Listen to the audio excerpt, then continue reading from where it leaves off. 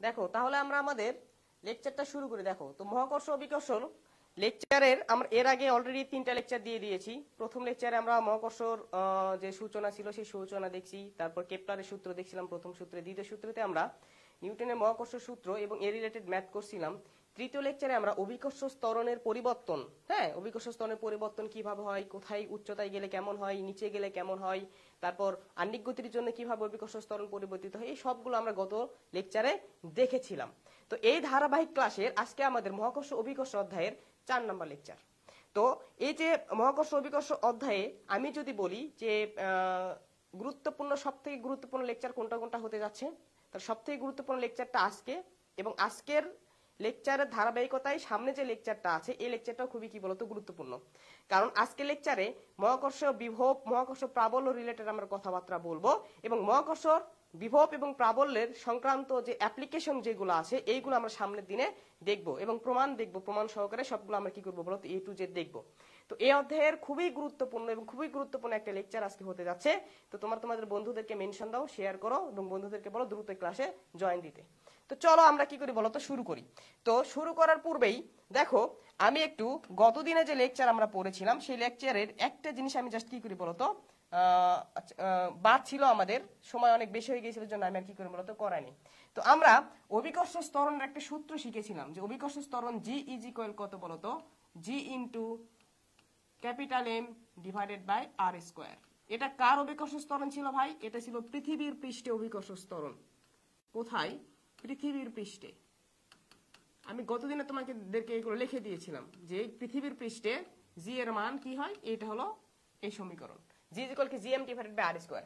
আমি তোমাদেরকে বলে দিয়েছিলাম যে এই যে সমীকরণটা আমাদের আছে অভিকর্ষ ত্বরণ নির্ণয় করার, এই সমীকরণটা শুধু পৃথিবী নয় যে কোনো গ্রহের জন্য সত্য, যে কোনো গ্রহের জন্য সত্য। তাহলে পৃথিবী একটা গ্রহ, এইটা যদি আমরা পৃথিবীর অভিকর্ষ ত্বরণ নির্ণয় করি, জি তো সার্বজনীন মহাকর্ষ ধ্রুবক, এখানে আমরা পৃথিবীর ভর নেব। এটা কার ভর?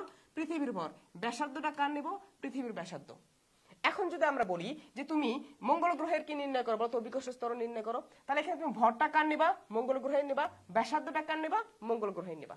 তাহলে এই সূত্রটা যে কোনো গ্রহের জন্য কি হবে বলতো, সত্য হবে। ঠিক আছে, তাহলে এই সূত্রটা ব্যবহার করে আমরা দুইটা জিনিস আজকে আমরা কি করব বলতো, বের করব। একটা হলো পৃথিবীর ভর, পৃথিবীর ভর নির্ণয়, ভর নির্ণয়। তাহলে আমরা পৃথিবীর ভর নির্ণয় করব এই সূত্রটা ব্যবহার করে। তো মনোযোগ দাও, আমরা যদি এখানে পৃথিবীর, এটা কি ছিল ভাই? পৃথিবীর পৃষ্ঠ অভিকর্ষ ত্বরণ, এই ভরটা কার ভর ছিল? পৃথিবীর ভর ছিল। তো এখান থেকে যদি আমরা ভরের ইকুয়েশনটা বের করি, তাহলে ভর এম ইজ ইকুয়াল কত হবে বলতো, জি আর স্কয়ার ডিভাইডেড বাই সার্বজনীন মহাকর্ষ ধ্রুবক জি। ঠিক আছে, তাহলে তোমরা এখন আমাকে বলো এগুলার মান কত? পৃথিবীর পৃষ্ঠে আমরা জানি যে পৃথিবীর পৃষ্ঠে যে অভিকর্ষ ত্বরণ জি ইজ ইকুয়াল কত বলতো, 9.8 মিটার পার সেকেন্ড স্কয়ার। পৃথিবীর যে ব্যাসার্ধ আর, এটা কত? গতদিনে তোমাদেরকে বলে দিয়েছিলাম 6400 কিলোমিটার। এটাকে যদি আমরা মিটারে নেই তাহলে এর সঙ্গে 1000 গুণ করলে 6.4 into 10 to the power 6 metre. এটা আমরা কি করতে পারি বলতো, লিখতে পারি। আর যে সার্বজনীন মহাকর্ষ ধ্রুবক জি, এর মান কত ভাই? 6.673 into 10 to the power minus 11। এটা তো তোমরা একটু আমাকে একটু কমেন্টে জানাবা যে এই জি এর যে একক নির্ণয় করা শিখিয়েছিলাম যে সার্বজনীন মহাকর্ষ ধ্রুবক জি, এটার একক কি, এটা একটু এই ফাঁকে তোমরা কমেন্টে আমাদেরকে কি করো বলো তো, জানিয়ে দাও। ধ্রুব রায় বলছো এসএসসি 25 এর ক্লাসগুলো ইউটিউবে গিয়ে দেয়া হয় না কেন? এসএসসি 25 এর ক্লাসগুলো ইউটিউবে দেওয়া হয় না কেন? এসএসসি 25 এর ক্লাসগুলো ইউটিউবে দেওয়া হবে, যে তোমাদের ফার্স্ট ইয়ারে যে ক্লাসগুলো নেওয়া হচ্ছে, হ্যাঁ প্রথম পত্রের এই ক্লাসগুলো ইউটিউবে ধারাবাহিকভাবে দেওয়া হবে। ঠিক আছে, আমরা অলরেডি সবগুলো ডাউনলোড দিয়ে দিয়েছি এবং আসবে। এই তো কালকে আপলোড হবে হলো তোমাদের ফিজিক্স এবং কেমিস্ট্রি 24 ব্যাচের যেগুলো আমরা লাইভ ক্লাস নিচ্ছি সেইগুলো। তারপরের দিন আমাদের কি আসবে বলো তো, আস্তে আস্তে পরশুর থেকে আমাদের হচ্ছে 25 এর যে ক্লাসগুলো আছে এগুলো ইউটিউবে চলে আসবে আস্তে আস্তে। ঠিক আছে, তো ধৈর্য ধরো ভাই, চলে আসবে সবগুলো। হ্যাঁ, এখন খেয়াল করো, দেখো তাহলে এখান থেকে আমরা কি করলাম বলো তো, পৃথিবীর ভর নির্ণয় করতে পারবো। দেখো তোমরা এখানে এখন মান বসাবা, 9.8 হ্যাঁ, এটার সাথে গুণ আকার আছে কত আর, আর কত 6.4 ইন্টু 10⁻6, তার উপর কি বলতো স্কোয়ার, ডিভাইডেড বাই জি এর মান 6.673 ইন্টু 10⁻11। এই মানটা কি করবো বলতো, বসাবা। বসায় এখন কি করবো বলতো, ক্যালকুলেশন করো। আশা করি ক্যালকুলেশন সবাই জানো। তাহলে 9.8 ইন্টু কত হবে বলো, 6.4 ইন্টু 10⁻6, তার উপর কি বলতো square, divided by 6.673 into 10⁻11। Calculation করো তো, দেখো তো কত আসে, 6.015 ইন্টু 10⁻24 কেজি, যেটাকে অ্যাপ্রক্সিমেটলি এইভাবে লেখা হয় যে 6 ইন্টু 10⁻24 কেজি। ঠিক আছে, এটা হলো কি বলতো পৃথিবীর ভর। হ্যাঁ, আশা করি বুঝেছো। কমেন্টে একটু জানাও যে এই তো অভিকর্ষ সার্বজনীন মহাকর্ষ ধ্রুবক জি, এটার একক কি। হ্যাঁ, এটার একক দ্রুত জানাও। তাহলে আমরা পৃথিবীর ভর নির্ণয় করলাম। একইভাবে আমরা আরো একটা জিনিস বের করতে পারি, এটা হলো পৃথিবীর ঘনত্ব। পৃথিবীর ঘনত্ব কত, পৃথিবীর ঘনত্ব। এখন তুমি দেখো পৃথিবী যদি দেখো, এখানে খেয়াল করো, দেখো এই যে পৃথিবী আছে, এই পৃথিবীটা যদি আমরা আর ব্যাসার্ধের একটা গোলক কল্পনা করে নেই, হ্যাঁ, এই যে পৃথিবী আছে, পৃথিবীটা ধরো একটা কি বলতো আর ব্যাসার্ধের গোলক। এই তো পৃথিবী আর ব্যাসার্ধের কি বলতো গোলক। তাহলে গোলক যদি হয়, তাহলে পৃথিবীর আয়তন কত হবে বলতো, গোলকের আয়তন কত, 4/3 পাই আর কিউব। ঠিক আছে, কোনো সমস্যা আছে? আশা করি কোনো সমস্যা নেই। তাহলে আমরা ঘনত্ব এবং ভরের ভিতরে একটা সম্পর্ক জানি, ঘনত্ব ইকুয়াল কত বলতো, m ডিভাইডেড বাই কত বলতো, v। তাহলে আমরা তো পৃথিবীর ভর জানি, কার ঘনত্ব বার করতেছি, পৃথিবীর ঘনত্ব। তাহলে এখানে কি নিব, পৃথিবীর ভর নিব, নিচে কি নিব, পৃথিবীর আয়তন নিব। তাহলে পৃথিবীর ভর তো আমরা এখনই বের করলাম যে কত বলতো, 6 ইন্টু 10⁻24 ডিভাইডেড বাই পৃথিবীর আয়তন নিব 4/3 পাই আর কিউব। আর মানে কত, 6.4 ইন্টু 10⁻6, তার উপর কত কি বলতো কিউব করবো। তাহলে এখান থেকে তোমরা মানটা বের করে আমাকে বলো, এখান থেকে আমাকে মানটা বের করে বলো যে পৃথিবীর ঘনত্ব কত। হ্যাঁ, এখান থেকে দ্রুত তোমরা সবাই কি করো বলো তো, মানটা বের করো, বের করে আমাকে বলো যে পৃথিবীর ঘনত্ব আসলে কত। ঠিক আছে, তারপর দেখো এখন আমরা আরেকটা জিনিস বের করব, এটা হলো সূর্যের ভর। সূর্যের ভর, সূর্যের ভর কত। ঠিক আছে, সূর্যের ভর নির্ণয় করবো আমরা। তো দেখো সূর্যের ভর নির্ণয় করার জন্য আমরা ছোট একটা কি করি বলতো, থিওরি একটু এখন আমরা দেখি। তাহলে দেখো এই যে পৃথিবী এবং যে আমরা বলতো তোমাদেরকে একটা প্রশ্ন করি, প্রশ্নের উত্তরগুলো দাও, যে প্রশ্নগুলো করতেছি প্রশ্নের উত্তরগুলো দাও। সূর্য পৃথিবীকে কেন্দ্র করে ঘোরে নাকি পৃথিবী সূর্যকে কেন্দ্র করে ঘোরে, বলো। তোমরা একটু আমাকে এই প্রশ্নটার উত্তর দিয়ে রাখো যে সূর্য পৃথিবীকে কেন্দ্র করে ঘোরে নাকি পৃথিবী সূর্যকে কেন্দ্র করে ঘোরে। একটু দ্রুত এই প্রশ্নের উত্তরটা কমেন্টে জানাও বাবারা, বাবারা দ্রুত কমেন্টে জানাও যে কে আসলে কাকে কেন্দ্র করে ঘোরে।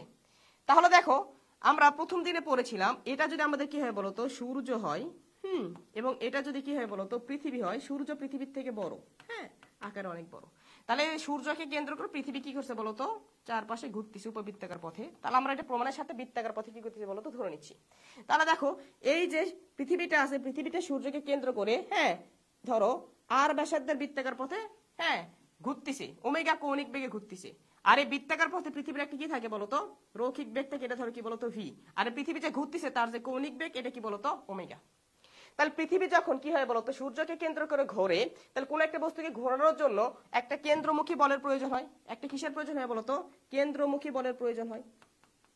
তাহলে পৃথিবী যেহেতু সূর্যকে কেন্দ্র করে ঘুরতেছে, তার মানে অবশ্যই পৃথিবী এবং সূর্যের মাঝখানে একটা কেন্দ্রমুখী বল আছে। এই কেন্দ্রমুখী বলের যোগান কে দেয়, এই কেন্দ্রমুখী বলের যোগান দেয় হলো সূর্য এবং পৃথিবীর মধ্যবর্তী যে মহাকর্ষ বল। তাহলে সূর্য এবং পৃথিবীর মধ্যবর্তী যে মহাকর্ষ বল আমরা যদি এফ জি দ্বারা প্রকাশ করি, তাহলে এফ জি ইকুয়াল কত বলতো, জি ইন্টু সূর্যের ভর ইন্টু পৃথিবীর ভর। পৃথিবীর ভরকে আমরা ছোট হাতের এম দ্বারা প্রকাশ করলাম, ডিভাইডেড বাই, হ্যাঁ, এই দুটার মধ্যবর্তী দূরত্ব। তাহলে যে সূর্যের কেন্দ্র থেকে পৃথিবীর কেন্দ্রের মধ্যবর্তী দূরত্ব আমরা কি নিছি বলতো, আর তার উপর কি বলতো স্কয়ার। ঠিক আছে, তাহলে এই যে বলটা আছে, মহাকর্ষ যে বল আছে, এটাই কি করবে, পৃথিবীর যে কেন্দ্রমুখী বল এফসি ইজ ইকুয়াল কত বলতো, এম ওমেগা স্কয়ার আর এটার যোগান দেবে।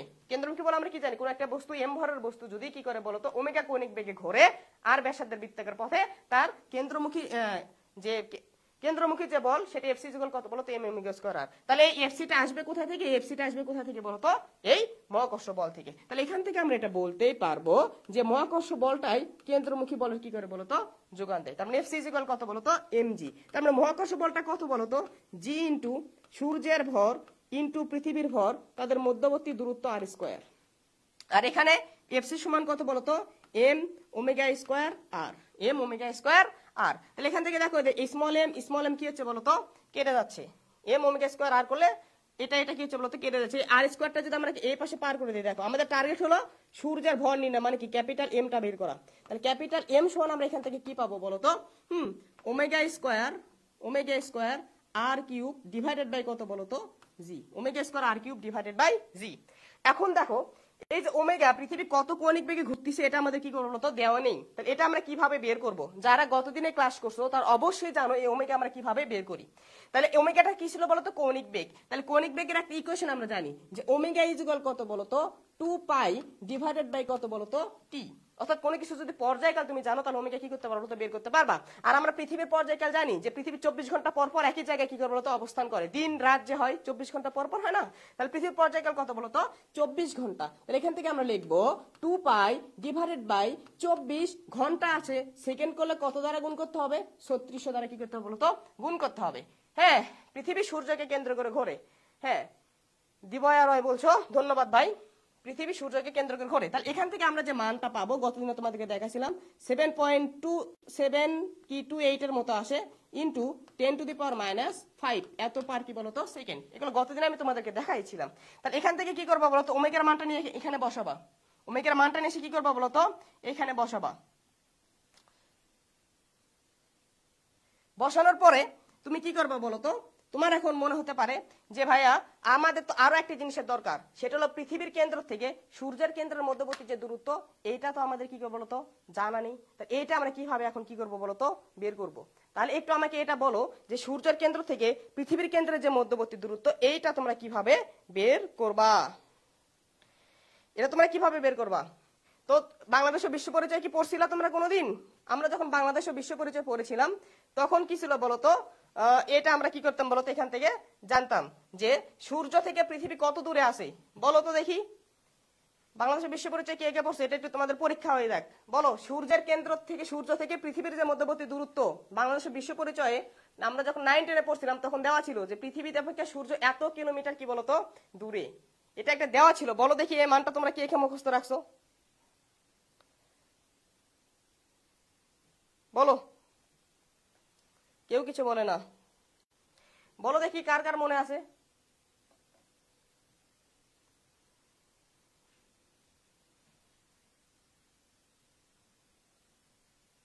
আচ্ছা দেখো আমি লিখে দিচ্ছি, জানি তোমাদের এসব কি মনে নেই। এটা হলো এরকম যে 1.5 ইন্টু 10⁻11 মিটার। সূর্য এবং পৃথিবীর মধ্যবর্তী যে গড় দূরত্ব এটা কত বলতো 1.5 ইন্টু 10⁻11 মিটার। তাহলে এখন সবকিছুই জানো, জি এর মানও জানো, এটাও জানো এটাও জানো। এখানে বসায়া পৃথিবীর যে তোমার কি বলতো ভর এটা পাবা 2 ইন্টু 10⁻30 কেজি। সরি সূর্যের ভর, সূর্যের যে ভর এটা পাবা 2 ইন্টু 10⁻কত বলতো 30 কেজি। ঠিক আছে। তাহলে গত দিনের যে আমরা জি এর যে ইকুয়েশনটা দেখছিলাম ওই ইকুয়েশন থেকে আমরা কি করলাম বলতো সুন্দর করে তিনটা জিনিস বের করলাম, একটা পৃথিবীর ভর, একটা পৃথিবীর ঘনত্ব, আর একটা কি বলতো সূর্যের ভর। তোমাদেরকে আমি এটা ক্যালকুলেশন করতে বলেছিলাম যে এখানে এটা ক্যালকুলেশন করে বলো যে পৃথিবীর ঘনত্ব কত। তোমরা এটা এখনো ক্যালকুলেশন করো নাই, এটা একটু দ্রুত ক্যালকুলেশন করে আমাকে বলো তো পৃথিবীর ঘনত্ব কত। ক্যালকুলেশনে জানাও, ক্যালকুলেশন করে আমাকে দ্রুত জানাও, তারপর আমরা আজকের মজার টপিকগুলো শুরু করব।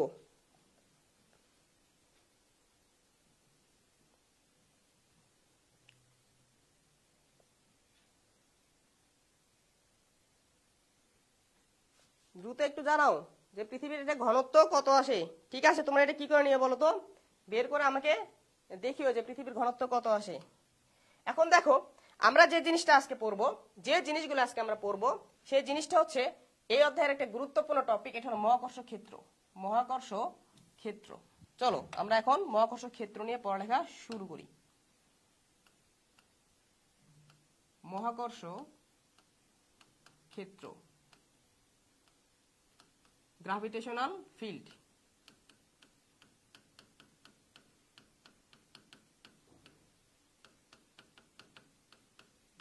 ওকে, চলো তাহলে গ্র্যাভিটেশনাল ফিল্ড সম্পর্কে আমরা কি করি বলতো, ডিটেইলস আলোচনা করি।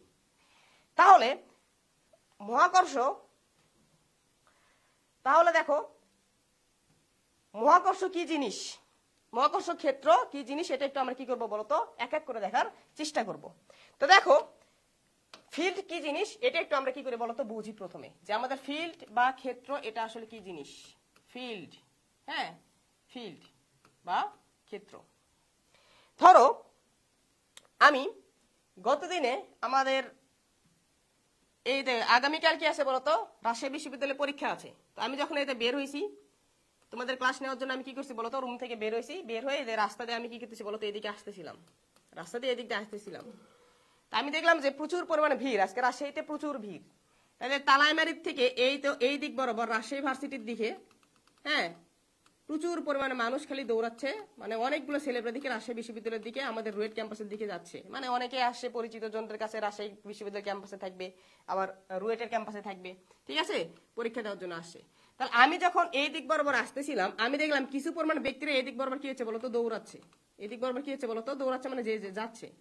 আমি কি বলতো বুঝতে পারতেছিলাম না। আমি যদি না জানতাম যে সামনের দিনে কি বলতো রাবিতে পরীক্ষা আছে, আমি বুঝতেছিলাম না। আমি তখন এদেরকে এসে একজনকে কি করলাম বলতো, ধরলাম, ধরে বললাম যে ভাই এদিকে দৌড়াচ্ছেন কেন। এরা এখন আমাকে বলছে ভাই দৌড়াবো না কেন, এই যে রাজশাহী বিশ্ববিদ্যালয় বা রাবি যেটাকে আমরা সংক্ষেপে বলি, এই রাবিতে আগামীকাল ভর্তি পরীক্ষা। কি পরীক্ষা বলতো, আগামীকাল ভর্তি পরীক্ষা, ঠিক আছে। তাহলে তুমি একটা জিনিস খেয়াল করো, দেখো এই রাবিতে কোন একটা কিছু আছে যার কারণে মানুষগুলো কি হচ্ছে বলতো, এই দিক থেকে এইদিকে ছুটে চলতেছে।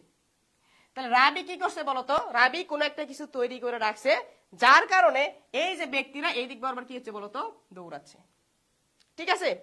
তাহলে এই যে রাবি যে কিছু একটা তৈরি করে রাখছে, কিছু একটা তৈরি করে রাখছে, এটাকে বলা হয় কি বলতো, ক্ষেত্র। রাবি একটা ফিল্ড ক্রিয়েট করে রাখছে, যে আমি একটা ফিল্ড ক্রিয়েট করলাম, ফিল্ডটা কি, আমি একটা পরীক্ষা তৈরি করে রাখছি, যার কারণে আমার যে কি বলতো শিক্ষার্থী যারা আছে, যারা এই রাবির দিকে কি হচ্ছে বলতো, ছুটে ছুটে চলতেছে, ঠিক আছে।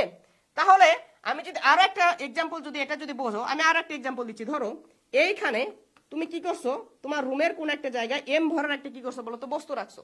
তুমি একটা জায়গায় এম ভরের কি রাখছো বলতো, বস্তু রাখছো। এটা দেখে এটা আমার কি বলতো, এম ভরের একটা বস্তু। আমি যদি দেখি কি করে বলতো, ছেড়ে দেই, সেটা কোন দিকে চলে যাচ্ছে বলতো, পৃথিবীর দিকে চলে যাচ্ছে। তার মানে আমি যদি এখানে কি আছে বলতো, পৃথিবী আছে, এম ভরের বস্তুটাকে যদি আমি কি করি বলতো, এখানে ছেড়ে দেই, তাহলে এই বস্তুটা কি হচ্ছে বলতো, নিচের দিকে গতিশীল হচ্ছে। তা ধরো আমি জানতাম না যে মহাকর্ষ বলে কোনো কিছু কি আছে বলতো, তৈরি হচ্ছে, তৈরি আছে, আমি এটা কি বলতো জানি না। আমি যদি না জানতাম যে নিচে পৃথিবী বলে কোনো কিছু আছে, তাহলে এই যে বস্তুটা নিচের দিকে কেন যাচ্ছে, কেন যাচ্ছে, এটা একটা কি আছে বলতো, আমাদের মনের ভিতর প্রশ্ন আসতো যে এই যে বস্তুটা আছে এটা কেন নিচের দিকে কি হচ্ছে বলতো, পড়তেছে। আমি একটা ভরের একটা বস্তু রাখছি, হুদায় কি হচ্ছে বলতো, নিচের দিকে বারবার কি হচ্ছে বলতো, পড়ে যাচ্ছে। তার মানে অবশ্যই এই বস্তুটার চারপাশে আরো কোন একটা কিছু আছে যে তাকে টানতেছে, যেটাকে নিচের দিকে কি হচ্ছে বলতো, টানতেছে। কি আছে, আমরা জানি যে পৃথিবী আছে। এই পৃথিবীটা কি করতেছে বলতো, এই বস্তুটাকে তার এইদিকে বরাবর কি করছে বলতো, টানতেছে। তার মানে পৃথিবী তার চারদিকে কোন একটা কিছু তৈরি করে রাখছে, কোন একটা কিছু তৈরি করে রাখছে, পৃথিবী কোন একটা কিছু কি করছে বলতো, তৈরি করে রাখছে, যার কারণে আমরা কি হচ্ছে বলতো, এই বস্তুটা একটা টান বল কি করতেছে বলতো, অনুভব করতেছে।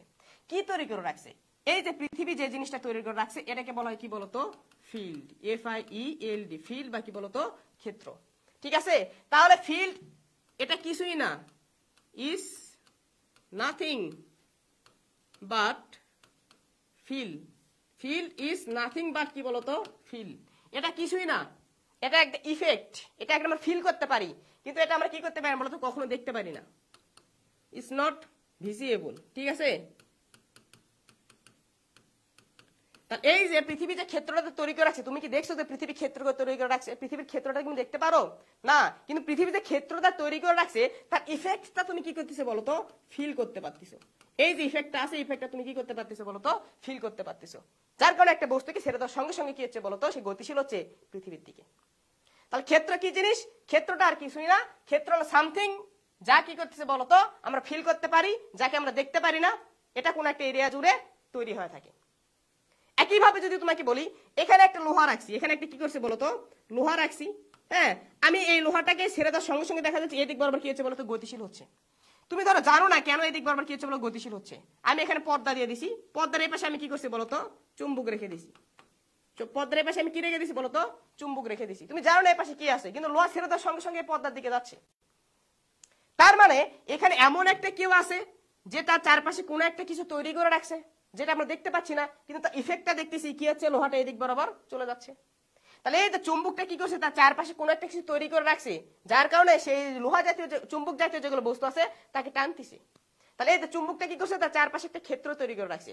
এই ক্ষেত্রটা কি, এটা কিছুই না, জাস্ট কি বলতো একটা অনুভব করতে পারি। ফিল্ডকে আমরা কি করতে পারি বলতো, ফিল করতে পারি।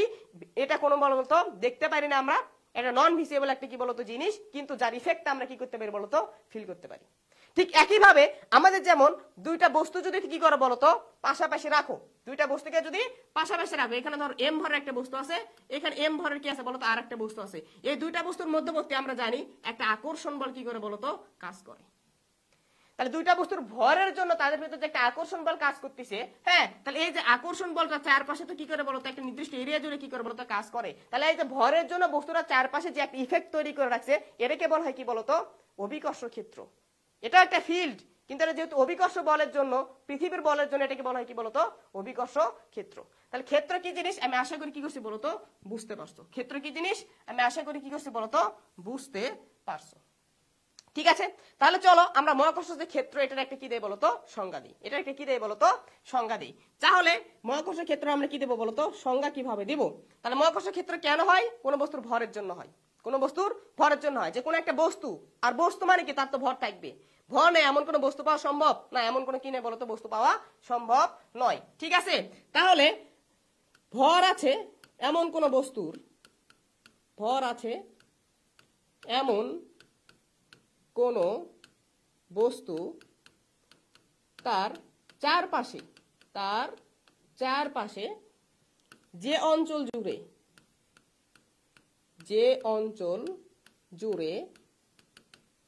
তার প্রভাব বিদ্যমান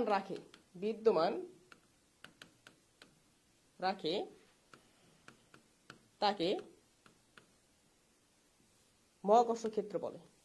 এখান থেকে আরেকটা কথা অ্যাড করে দেওয়া যায়, ভর আছে এমন কোন বস্তু তার চারপাশে যে অঞ্চল জুড়ে তার প্রভাব বিদ্যমান রাখে, হ্যাঁ, এবং ওই অঞ্চলের ভিতরে অন্য ভরের বস্তু নিয়ে আসলে সেটাকে আকর্ষণ বল দেয়। ঠিক আছে, এবং ওই অঞ্চলে অন্য কোন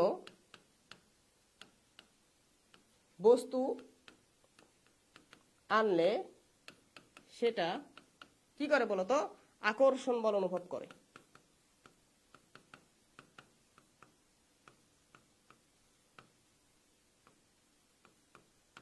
ঠিক আছে, তাহলে ওই অঞ্চলকে কি বলা হয় বলতো, ওই অঞ্চলকে মহাকর্ষ ক্ষেত্র বলা হয়, মহাকর্ষ ক্ষেত্র বলে। তার মানে তুমি যদি কি করো বলতো এখানে এম ভরের একটা কি করো বলতো বস্তু রাখো, এ ভরের বস্তু এই যে বস্তুটা আছে এই বস্তুটার ভরটা কি ধরো বলতো এম ভরের একটা বস্তু রাখছো। হ্যাঁ, দেখো এই তো এইখানে কি করছে বলতো এম ভরের একটা কি রাখছে বলতো বস্তু রাখছো। এই বস্তুটা তার চারপাশে একটা কি করবে বলতো অঞ্চল রাখবে, একটা এরিয়া থাকবে, যে এরিয়ার ভিতরে তুমি যদি কি করো বলতো অন্য আর একটা বস্তু নিয়ে আসো, এটা ধরো কি বলতো স্মল এম ভরের অন্য আরেকটা বস্তু, তাহলে এই বস্তুটাকে কি করবে বলতো আকর্ষণ বল কি করবে বলতো অনুভব করবে। তাহলে এই চারপাশে যে অঞ্চল জুড়ে আকর্ষণ বলটা বিদ্যমান থাকে এই অঞ্চলটাকে কি বলা হয় বলতো মহাকর্ষ ক্ষেত্র। এই অঞ্চলটাকে কি বলা হয় বলতো মহাকর্ষ ক্ষেত্র। তাহলে বলো তো মহাকর্ষ ক্ষেত্র কি জিনিস, এটা ক্লিয়ার কি না বলো। মহাকর্ষ ক্ষেত্র কি জিনিস এটা তোমাদের কাছে ক্লিয়ার কি না বলো, একটু কমেন্ট করে জানাও যে মহাকর্ষ ক্ষেত্র তোমাদের কাছে ক্লিয়ার কি না। ঠিক আছে, একটু দ্রুত আমাকে কমেন্ট করে জানাও। এখন দেখো আমরা দেখবো মহাকর্ষ ক্ষেত্র প্রাবল্য। মহাকর্ষ ক্ষেত্র প্রাবল্য কি জিনিস, ক্ষেত্র প্রাবল্য।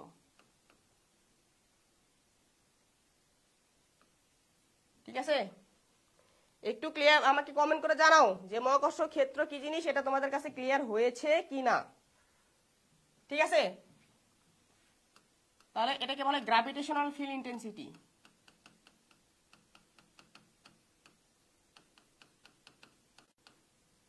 ফিল্ড স্ট্রেংথ বলা হয়, গ্র্যাভিটেশনাল ফিল্ড স্ট্রেংথ। আর এই প্রাবল্য জায়গায় এটাকে অনেক সময় তীব্রতাও বলা হয়। যখন তীব্রতা বলা হবে তখন এটাকে বলা হবে ইন্টেন্সিটি। স্ট্রেংথের জায়গায় জাস্ট কি হবে বলতো, ইন্টেন্সিটি হবে। তাহলে মহাকর্ষ ক্ষেত্র প্রাবল্য কি জিনিস দেখো, বা তীব্রতা কি জিনিস। আমি তোমাকে বললাম যে ধরো এই তো আমি এই পথ দিয়ে কি হচ্ছে বলতো যাচ্ছিলাম, আমি কি করতেছিলাম এই পথ বরাবর যাচ্ছিলাম, এই দিক বরাবর যাচ্ছিলাম। তো এই দিক বরাবর ধরো কি আসছে বলতো, ক্যাটরিনা কাইফ আসছে। আমি দেখি যে এই দিক বরাবর কি হচ্ছে বলতো, মানুষরা দৌড়াচ্ছে। কেন দৌড়াচ্ছে আমি বুঝলাম যে এখানে কে আসছে বলতো, ক্যাটরিনা আসছে। কে আসছে, ক্যাটরিনা। তাহলে ক্যাটরিনা কাইফ আসছে, যার কারণে মানুষজন কি হচ্ছে বলতো, দৌড়াচ্ছে। ঠিক আছে। তাহলে এই ক্যাটরিনা কাইফ না আসলে যদি এই ক্যাটরিনা কাইফ না আসে, যদি আমাদের এখন যদি বাংলাদেশের মানুষ যার ভক্ত, কার ভক্ত বলতো, আমাদের বাপের দাদা সবারই কি বলতো যে ক্রাশ, কে বলতো, পূর্ণিমা। পূর্ণিমা আপু চলে আসছে, তখন দেখবে বাংলাদেশের মানুষ আরো দৌড়াচ্ছে, আরো দৌড়াচ্ছে, আরো দৌড়াচ্ছে। বাপ দাদা 14 গোষ্ঠীর কি বলতো আমাদের ক্রাশ পূর্ণিমা। ঠিক আছে। তাহলে দেখো আমি যখন দেখতেছিলাম যে ক্যাটরিনা কাইফ আসে, তখন দেখতে ওই মানুষগুলো দৌড়াচ্ছে, ঠিক আছে, কিন্তু তাদের যে দৌড়ার হার এটা কি বলতো কম। কিন্তু যখনই শুনছে যে বাপ দাদার ক্রাশ পূর্ণিমা চলে আসছে, কি করছে বলতো, মানুষ বেশি দৌড়ানো শুরু করছে। তার মানে যে এখানে ক্যাটরিনা কি করছে বলতো, একটা ইফেক্ট তৈরি করে রাখছে, আর পূর্ণিমা একটা ইফেক্ট তৈরি করে রাখছে। কার ইফেক্টটা বেশি, পূর্ণিমার ইফেক্টটা কি বলতো বেশি। বুঝতে পারছো, আমাদের বাংলাদেশে একটা কি বলতো স্টার কি বলতো পূর্ণিমা, তার ইফেক্টটা কি বলতো বেশি। তাহলে এই তো আমরা যে বললাম যে মহাকাশ ক্ষেত্র, এই যে ক্ষেত্র যে তৈরি করে রাখছে, কার ক্ষেত্রের মান কি বলতো কতটুকু, কার ক্ষেত্রের মান বেশি, এটাই কি বলতো মহাকর্ষ ক্ষেত্র প্রাবল্য নামে পরিচিত। মানে কার ক্ষেত্রের তীক্ষ্ণ তীব্রতা কি বলতো বেশি, কার ক্ষেত্রের ইফেক্টটা কি বলতো বেশি, এটাকে বলে কি বলতো মহাকর্ষ ক্ষেত্র প্রাবল্য। ঠিক আছে। তাহলে ধরো তুমি এই যে জায়গাটা আছে, এই জায়গাতে কি করছো বলতো, একটা এম ভরের বস্তুকে রেখেছো। কাকে, এম ভরের একটা বস্তুকে রেখেছো। দেখো নাম দিলাম, এটা এম ভরের একটা বস্তু এই জায়গায় আছে। এই তো এই ভরটা কি বলতো, এম ভরের একটা কি বলতো বস্তু। এই বস্তুটা চারপাশের একটা এরিয়াতে, এই এরিয়া জুড়ে তার ক্ষেত্র কি করছে বলতো তৈরি করে রাখছে। এই এরিয়া জুড়ে তার ক্ষেত্র কি করছে বলতো তৈরি করে রাখছে। তুমি কি করলে, এই ক্ষেত্রের ভিতরে এই জায়গাতে একটা ছোট ভর নিয়ে আসলা। কি ভর বলতো, ছোট ভর বা ক্ষুদ্র ভর বলা হয়। এই ছোট ভরের মান দিলে কত বলতো এম। তাহলে এই বিন্দুতে তুমি কি করছো বলতো, এম ভরের আরেকটা বস্তু কি করছো বলতো নিয়ে আসছো। তাহলে এই বিন্দুতে এম ভরের বস্তুটা নিয়ে আসার জন্য সে কি করছে বলতো, এই দিক বরাবর একটা বল অনুভব করছে। ঠিক আছে। এই দিক বরাবর একটা আকর্ষণ বল কি করতেছে বলতো অনুভব করতেছে। আসতেছি আমি আরো কিছু কথা আসতেছি। তাহলে এটা দ্বারা এটা দূরে ছিল, তাকে একটু কি করছে বলতো আর একটু কাছে নিয়ে আসছো। সে একটা কি করছে বলতো আকর্ষণ বল এখন অনুভব করতেছে। তুমি কি করলে বলতো আরো কাছে নিয়ে গেলা, সে কি করবে বলতো আরো আকর্ষণ বল কি করবে বলতো অনুভব করবে।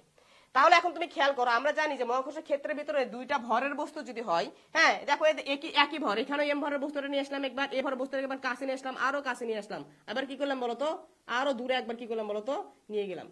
তাহলে আমরা জানি যে দুইটা ভরের বস্তুর ভিতর যে নিউটনের মহাকর্ষ সূত্র, যে দূরত্ব যত বাড়ে তাদের ভিতর আকর্ষণ বল কি হয় বলতো কমে যায়। আকর্ষণ বলটা কি হয়ে যাবে বলতো কমে যাবে। তাহলে এই যে বস্তুটা যে তার চারপাশে ক্ষেত্র তৈরি করে রাখছে, তার ক্ষেত্রের কোন জায়গায় বলের মান কেমন হবে, কোথায় বেশি হবে কোথায় কম হবে, এই যে জিনিসটা দ্বারা পরিমাপ করা হয়, এই জিনিসটাকে কি বলা হয় বলতো মহাকর্ষ ক্ষেত্র প্রাবল্য। এই জিনিসটাকে কি বলা হয় মহাকর্ষ ক্ষেত্র প্রাবল্য। আমরা জানি দূরত্ব যত কি হয় বলতো বেশি হয়, এই বলের মান তত কি হয় বলতো কম হয়। তাহলে এইখানে যেহেতু বলের মান কম, তাহলে এখানে কি হবে বলতো তীব্রতা বা মহাকর্ষ ক্ষেত্র প্রাবল্য এটাও কি হবে বলতো কম হবে। এইখানে যেহেতু কাছে আসছে, এখানে এখানে কি আসে কাছে আসে, তার মানে এখানে বলটা কি আরো বেশি, এর তুলনায় কি বলতো বলটা বেশি, তাহলে এখানে কি হবে মহাকর্ষ ক্ষেত্র প্রাবল্য মানটা আরো বেশি হবে। এই বিন্দুটা কি হয়েছে বলতো আরো কাছে আসছে, তাহলে এই বিন্দুতে মহাকর্ষ ক্ষেত্র প্রাবল্য মানটা কি হবে বলতো আরো বেশি হবে। দূরত্ব এখানে যে বলতো সব থেকে বেশি দূরে আসছে, তার মানে এখানে কি হবে বলতো মহাকর্ষ ক্ষেত্রের মানটা সব থেকে কি হবে বলতো কম হবে। বুঝতে পারছো কিনা বলো। তাহলে এই তো মহাকর্ষ ক্ষেত্রের কোথায় মহাকর্ষ প্রাবল্যের মান বেশি হবে কোথায় কম হবে, এটা যে জিনিস দ্বারা কি করা হয় বলতো পরিমাপ করা হয়, তাকে কি বলা হয় বলতো মহাকর্ষ ক্ষেত্র প্রাবল্য বলে। এটা তো আমরা কি করলাম বলতো মিনিং বুঝলাম, যে মহাকর্ষ ক্ষেত্র প্রাবল্য দ্বারা আসলে কি মিন করে, এটা আমরা কি করলাম বলতো বুঝলাম। তাহলে মহাকর্ষ ক্ষেত্র প্রাবল্য আমরা হিসাব করবে কিভাবে, মানটা কিভাবে বের করবো, যে এখানে প্রাবল্য বেশি, আচ্ছা ঠিক আছে বুঝলাম, কিন্তু কতটুকু, এখানে প্রাবল্য এখান থেকে এখানে প্রাবল্য কম, ঠিক আছে কতটুকু কম হিসাব করে আমাকে কি করি বলতো বলে দেন। তাহলে এই যে হিসাব করার জন্য আমরা একটা কি দেখবো বলতো ম্যাথমেটিক্যাল কি দেখবো বলতো সংজ্ঞা দিব। সেটা হচ্ছে আমি আগে এখানে কি করি বলতো লিখি, তারপর তোমাকে বলে দিচ্ছি যে মহাকর্ষ ক্ষেত্রের কোন বিন্দুতে, মহাকর্ষ ক্ষেত্রের কোন বিন্দুতে একটি একক ভরের বস্তু স্থাপন করলে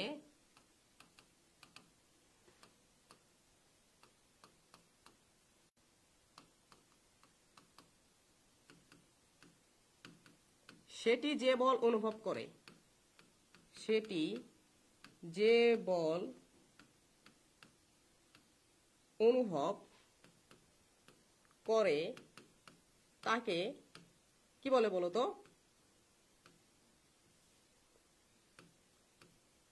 মহাকর্ষ প্রাবল্য বলে। ঠিক আছে, এখন তাহলে তুমি কি করে বলো তো? মনোযোগ দাও, আমি এই চিত্রটা আরো কি করি বলো তো, একটু সুন্দর করে অঙ্কন করি। তাহলে এই জায়গায় আমি কি নিয়েছিলাম বলো তো? এই জায়গায় আমি একটা বস্তু রাখছিলাম, যে বস্তুর ভর ছিল কি বলতো? Capital M. আমি তোমাকে বললাম এটা কি বলতো? ক্ষেত্র সৃষ্টিকারী ভর। মনে রাখবা, যেগুলো যেভাবে লিখে দিচ্ছি সুন্দর করে সেইভাবে নোট করে নিবা। এটা হলো ক্ষেত্র সৃষ্টিকারী ভর। এই ভরের চারপাশে একটা কি করছে বলতো? ক্ষেত্র সৃষ্টি করে রাখছি। এই যে এই ক্ষেত্রটা কেমন হবে, তীব্র বেশি, এই ক্ষেত্রের তীব্রতা কোথায় কেমন হবে, এটা টেস্ট করার জন্য, এটা পরীক্ষা করার জন্য আমি এই ক্ষেত্রের মাঝখানে এই জায়গাতে আমি কি করছি বলতো?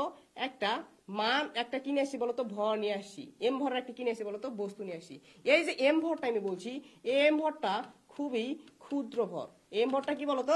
খুবই ক্ষুদ্র ভর এর তুলনায়। এর তুলনায় এই ভরটা কি বলতো? খুবই ক্ষুদ্র। বুঝতে পারছো? এই ভরটা কি বলতো? খুবই ক্ষুদ্র। কেমন? যে এই যে ভরটা আছে, এই ভরের যে লিমিটটা, এটা কি বলা হয় বলতো? শূন্য বলা হয়। শূন্যের কাছাকাছি একটা কি নিয়ে আসি বলতো? ভর নিয়ে আসি। তাহলে আমি কি করতেছি? এই ভরের একটা কি আছে বলতো? নাম আছে। এই ভরটাকে কি বলা হয় জানো? টেস্ট মাস বা পরক ভর। টেস্ট মাস বা বাংলা কি বলতো? পরক ভর। মানে যার সাহায্যে আমরা কি করি বলতো? কোন ক্ষেত্র সৃষ্টিকারী ভরের প্রাবল্য বা তীব্রতা নির্ণয় করি, সেটাকে আমরা কি বলবো বলতো? পরক ভর। তাহলে এখানে খেয়াল করো যে এই এম ভরের বস্তুটা ধরো মহাকর্ষ ক্ষেত্রের এই বিন্দু থেকে আমরা কি করছি বলতো? আর দূরত্বে নিয়ে আসি।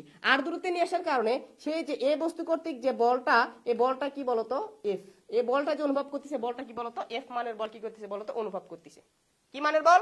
এফ মানের বল অনুভব করতেছে। তাহলে ভাইয়া এখানে আমরা দেখতে পাচ্ছি যে এম ভরের বস্তুর উপর বল, এম ভরের বস্তুর ওপর বল কত বলতো? এফ পরিমাণ। তাহলে একক ভরের বস্তুর ওপর বল কত হবে? F divided by M. তাহলে আমরা এখান থেকে দেখলাম যে একক ভরের বস্তুর উপর, হ্যাঁ, যে বলটা কি হয় বলতো? ক্রিয়া করে, সেটাকে আমরা কি বলি বলতো? মহাকর্ষ প্রাবল্য। তাহলে একক ভরের বস্তুর উপর ক্রিয়াশীল বল কত? এফ ডিভাইডেড বাই, এটাকে আমরা কি বলবো বলতো? মহাকর্ষ ক্ষেত্র প্রাবল্য, যেটাকে ই দ্বারা প্রকাশ করা হয়। যেটাকে কি দ্বারা প্রকাশ করা হয়? ই দ্বারা প্রকাশ করা হয়। তাহলে মহাকর্ষ ক্ষেত্র প্রাবল্য ই ইজ ইকুয়াল কত বলতো? F divided by M. যেখানে এফটা কি ওই ক্ষেত্রের ভিতরে এম ভরের বস্তু কর্তৃক একটা যে ক্ষেত্র তৈরি হবে, সেই ক্ষেত্রের ভিতরে আমি যে একটা টেস্ট চার্জকে নিয়ে আসি, তাহলে এই টেস্ট চার্জটা কি পরিমাণ বল অনুভব করে। এখন কথা হলো ভাইয়া, টেস্ট চার্জটা আপনি এখানে বললেন কি বলুন তো? প্রায় শূন্যের কাছাকাছি হয়। আবার বলতেছেন কি বলতো? 1 কেজি। তা হিসাব নিকাশ করার জন্য আমরা একটা কি নেই বলতো? স্ট্যান্ডার্ড মান ধরে নেই। হিসাব নিকাশ করার জন্য স্ট্যান্ডার্ড মান ধরে নেই। শুধু এখানে 1 কেজি তো বলছি, যখন অঙ্ক করবো তখন তো এখানে 5 কেজি, 2 কেজি, 3 কেজি, 4 কেজি ভরের কি দিয়েছে বলতো? বস্তু দিয়ে দিয়েছে। তো অঙ্ক কি বলতো? হিসাব করে আমরা থিওরিটিক্যাল অন্যভাবে কি করি বলতো? হিসাব করি, যে কোনো ভরের জন্য আমরা কি করে বলতো? হিসাব করি। তা তোমাকে যদি 2 কেজি দিয়ে দেয়, তাহলে 2 কেজিটাকে নিচে লিখে দিবা। তাহলে 2 কেজি যদি নিচে লিখে দাও, তাহলে 2 কেজির জন্য বল পাচ্ছ এফ। 2 কেজি করে নিচে দাও, তাহলে কি পাবা? 1 কেজির জন্য পাবা। তাহলে ওই 1 কেজি ভর বস্তুর জন্য যে বলটা অনুভব করবে, ওই বলটাকে আমরা কি বলবো বলতো? মহাকর্ষ ক্ষেত্রের প্রাবল্য বা কি বলতো? তীব্রতা। এখন কথা হলো যে এই যে ক্ষেত্র প্রাবল্য যেটা আছে, এর একটা কি আছে বলতো? দিক আছে। ঠিক আছে, আর দিকটা কোন দিকে? এই যে দিকে বলটা অনুভব করবে, ওই বস্তুটা যেদিকে বল অনুভব করবে, এই ক্ষেত্র প্রাবল্যের দিক হবে কোন দিকে বলতো? সেই দিকে। তোমাদের মনে এখন একটা প্রশ্ন আসতে পারে যে ভাইয়া, আমরা তো জানি মহাকর্ষ যে বলটা আছে, এই মহাকর্ষ বল দুইটা ভরের বস্তুর মধ্যবর্তী যে বলটা হয়, এই বলটা কি হয় বলতো? সমান এবং কি হয় বলতো? বিপরীত দিকে হয়।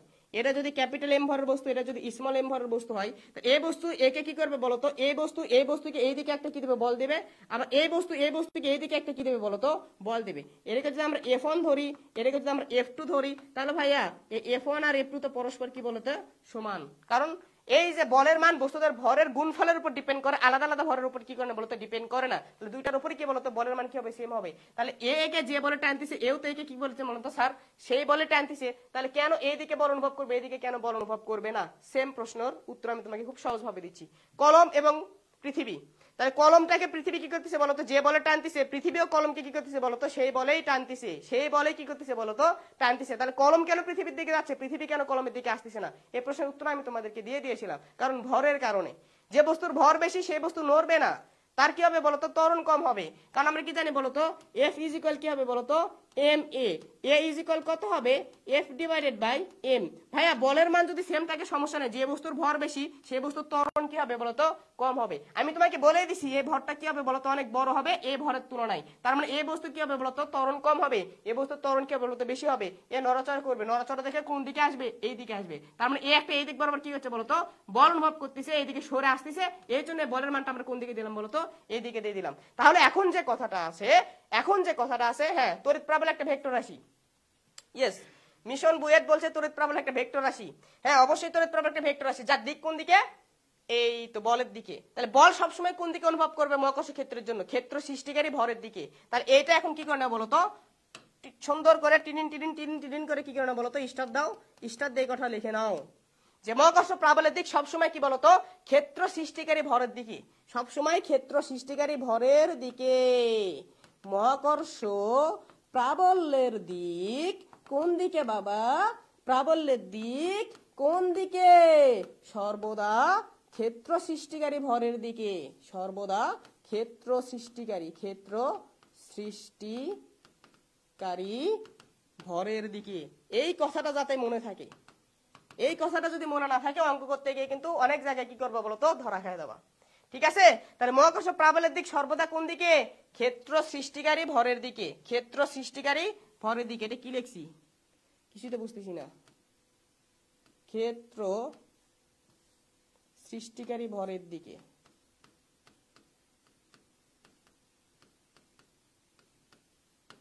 ওকে, এখন একটু কি কিছু বলতো বোঝা যাচ্ছে।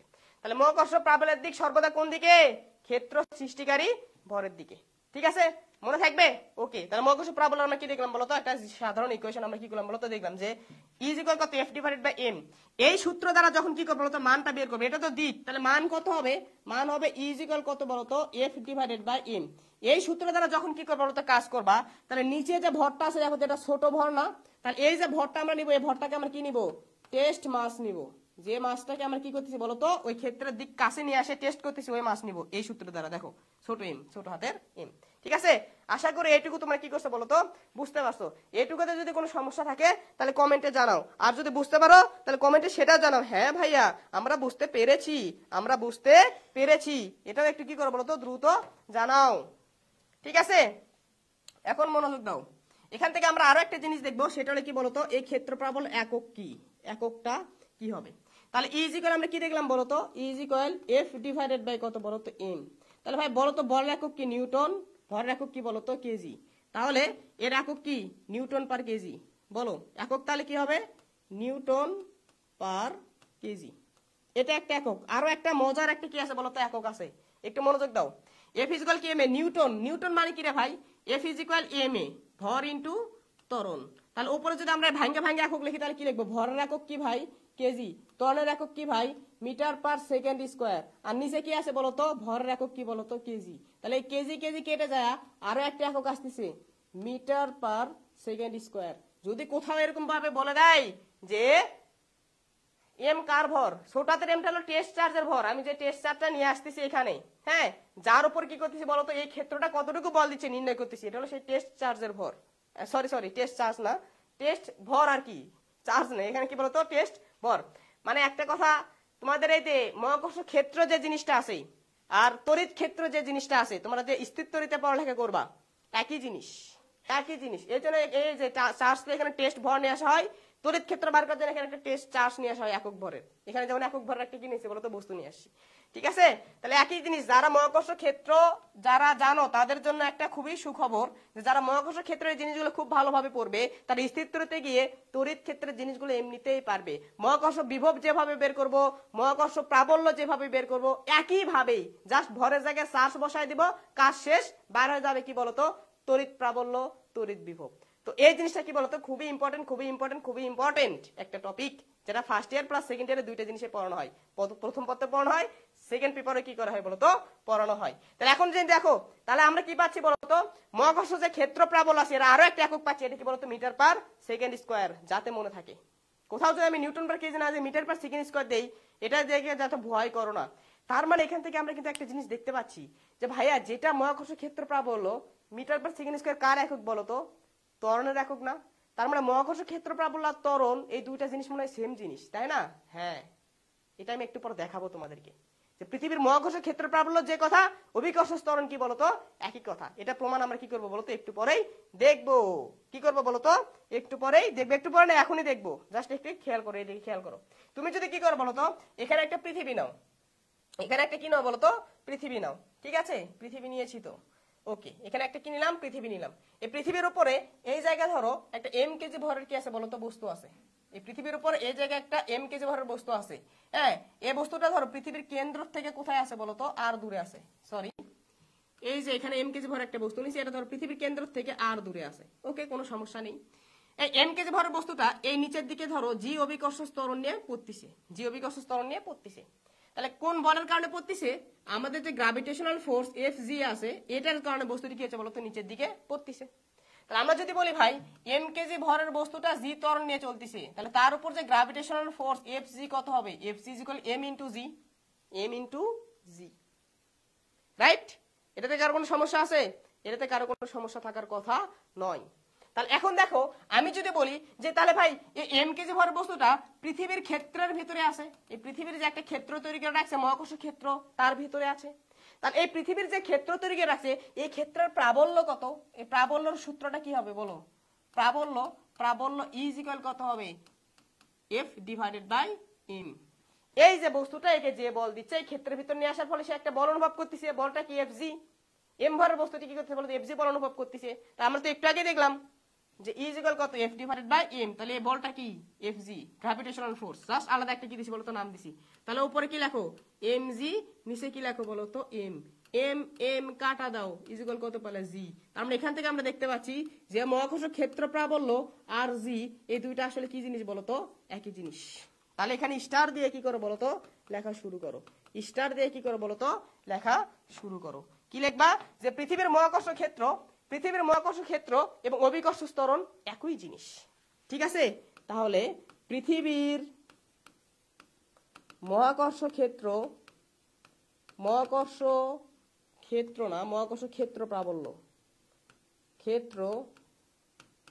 প্রাবল্য ও অভিকর্ষ ত্বরণ, এই যে যে আমাদের অভিকর্ষ ত্বরণ আছে এই দুইটা আসলে কি জিনিস বলো? একই জিনিস, দুইটি একই জিনিস, ঠিক আছে? মনে থাকবে? বাবারা বুঝতে পারছো কিনা বলো? একটু কমেন্টে জানাও এটা কি বুঝতে পারছো কি বোঝো নাই। বলো বাচ্চারা, বুঝছো কি বোঝো নাই? বাচ্চারা একটু বলো বুঝতে পারছো যে যেটা পৃথিবীর মহাকর্ষ ক্ষেত্র প্রাবল্য সেটা আসলে কি বলতো অভিকর্ষ ত্বরণ। তাহলে কখনো যদি আমি নিচে এখন মেডিকেল এরকম কি আসে বলতো কোশ্চেন আসে, ভার্সিটিতে কোশ্চেন আসে নিচের কোনটি মহাকর্ষ প্রাবল্যের কি বলতো একক, তাহলে আমি তিনটা কি দিছি বলতো এরকম করে দিয়ে দিছি। কোথাও নিউটন পার কেজি দেয় নাই, তুমি তো সূত্র মুখস্থ করে গেছো এইটা ইজ ইকুয়াল কত? F divide by M. এখান থেকে দেখবা নিউটন পার কি আসে বলতো কেজি আসে। চারটা অপশন দেখবা কোথাও নিউটন পার কেজি নাই, আমি 2 নম্বর অপশনে দিয়ে দিছি কি বলতো মিটার পার সেকেন্ড স্কয়ার। দেখে বলতেছে ভাই কোশ্চেন ভুল, কোথাও নিউটন পার কেজি নাই। তো যেটা নিউটন পার কেজি সেটাই কি বলতো মিটার পার সেকেন্ড স্কয়ার। যেটাই অভিকর্ষ প্রাবল্য ওটাই কি বলতো অভিকর্ষ ত্বরণ।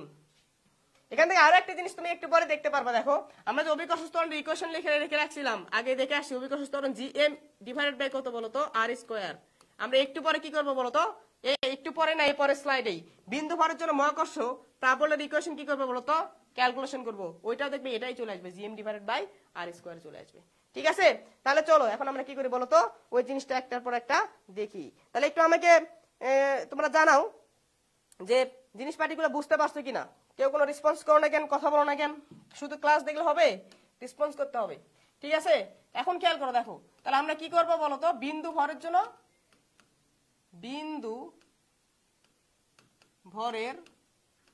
জন্য মহাকর্ষ প্রাবল্য নির্ণয় করব।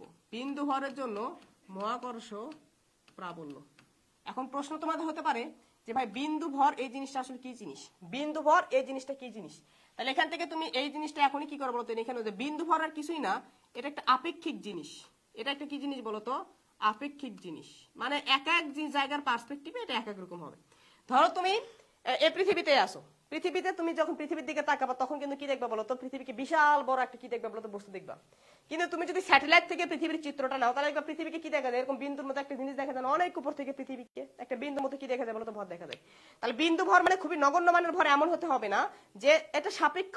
বিন্দু ভর মানে আসলে নগণ্য একটা ভর, কিন্তু কি বলতো একটা কি বলতো একটা সাপেক্ষ, এটা আপেক্ষিক জিনিস, যে কোথায় থেকে তুমি জিনিসটা দেখতেছো তার উপর ভিত্তি করে। ঠিক আছে, তাহলে বিন্দু ভর কি, বিন্দু আকৃতির করে একটা ভরকে কি বলা হয় বলতো, বিন্দু ভর বলা হয়।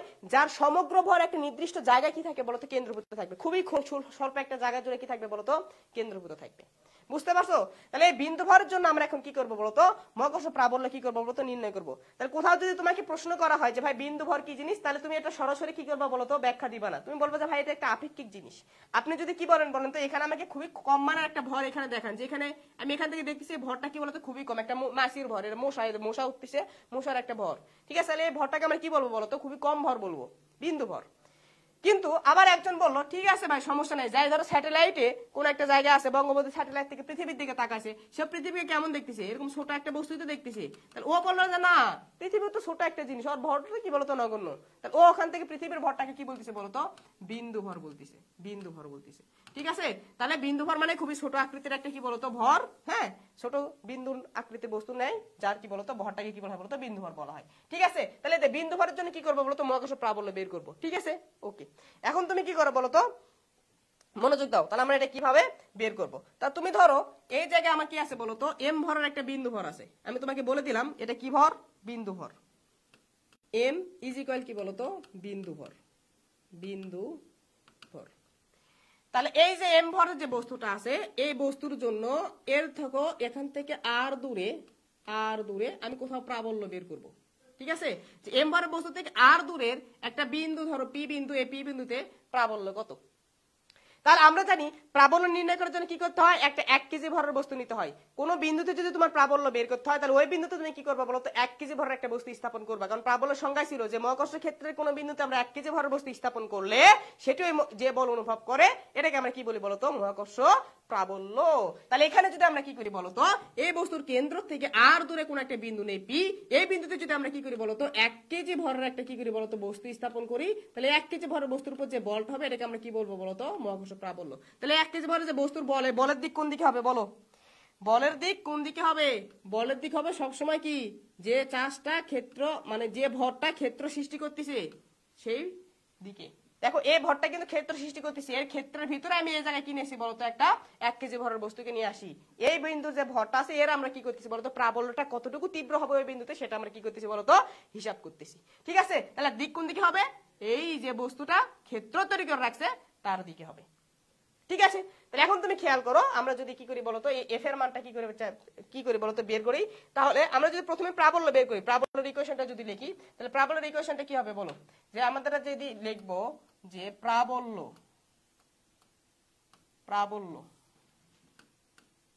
দেখো প্রাবল্য, ওই বিন্দুতে যদি প্রাবল্য বার করি ই ইকুয়াল কত হবে, এফ ডিভাইডেড বাই এম। কারণ এখানে যে এমটা ছিল এম কেজি ভরের একটা বস্তু, তাহলে এম এর মানটা কত বলো, এই স্মল এম এর মান কত আসলে 1 কেজি। তাহলে এখান থেকে আমরা লিখবো ইজ ইকুয়াল কত বলো তো আসলে এফ, যেহেতু এম 1 কেজি, ইজ ইকুয়াল কত আসলে বলো তো এফ আসলো। তাহলে এই এফ এর মানটা এখন কত হবে, তাহলে এখানে একটা ক্যাপিটাল এম ভরের বস্তু, ওখানে ছোট একটা স্মল এম ভরের বস্তু, তাদের মধ্যবর্তী দূরত্ব কত আর। তাহলে আমরা যে নিউটনের মহাকর্ষ সূত্র থেকে বলের মানটা বের করতে পারি, জি ইনটু এই যে এম ভরের বস্তু ইনটু স্মল এম ডিভাইডেড মধ্যবর্তী দূরত্বের উপর কি বলতো স্কয়ার। তাহলে স্মল এম এর মান কত 1 কেজি, তাহলে এখান থেকে আমরা কত পাবো, G M divided by R square. তাহলে এইটা যে কথা ইও তো সেই কথা, ইজ ইকুয়াল কি এফ। তাহলে এখান থেকে আমরা কি পাচ্ছি বলতো, প্রাবল্যের ইকুয়েশনটা পাচ্ছি, ইজ ইকুয়াল কত, G into capital M divided by কত বলতো R square, G into capital M divided by কত বলতো আর স্কয়ার। এটা আমাদের কি বলতো, বিন্দু ভরের জন্য কোন বিন্দুতে প্রাবল্যের ইকুয়েশন ইজ ইকুয়াল কত, G M divided by R square. যেখানে এমটা কি, এই এমটার দিকে খেয়াল করো, দেখো এই এমটার দিকে খেয়াল করো, এই এমটা হচ্ছে ক্ষেত্র সৃষ্টিকারী ভর, এমটা কি ক্ষেত্র সৃষ্টিকারী ভর, ক্ষেত্র সৃষ্টিকারী ভর মানে যে ভরটা ক্ষেত্র সৃষ্টি করে রাখছে, যার ক্ষেত্রের ভিতরে কোন বিন্দুতে আমরা কি করতেছি বলতো, প্রাবল্য হিসাব করতেছি, এই এমটা কি বলতো, এই ক্ষেত্র সৃষ্টিকারী একটা ভর।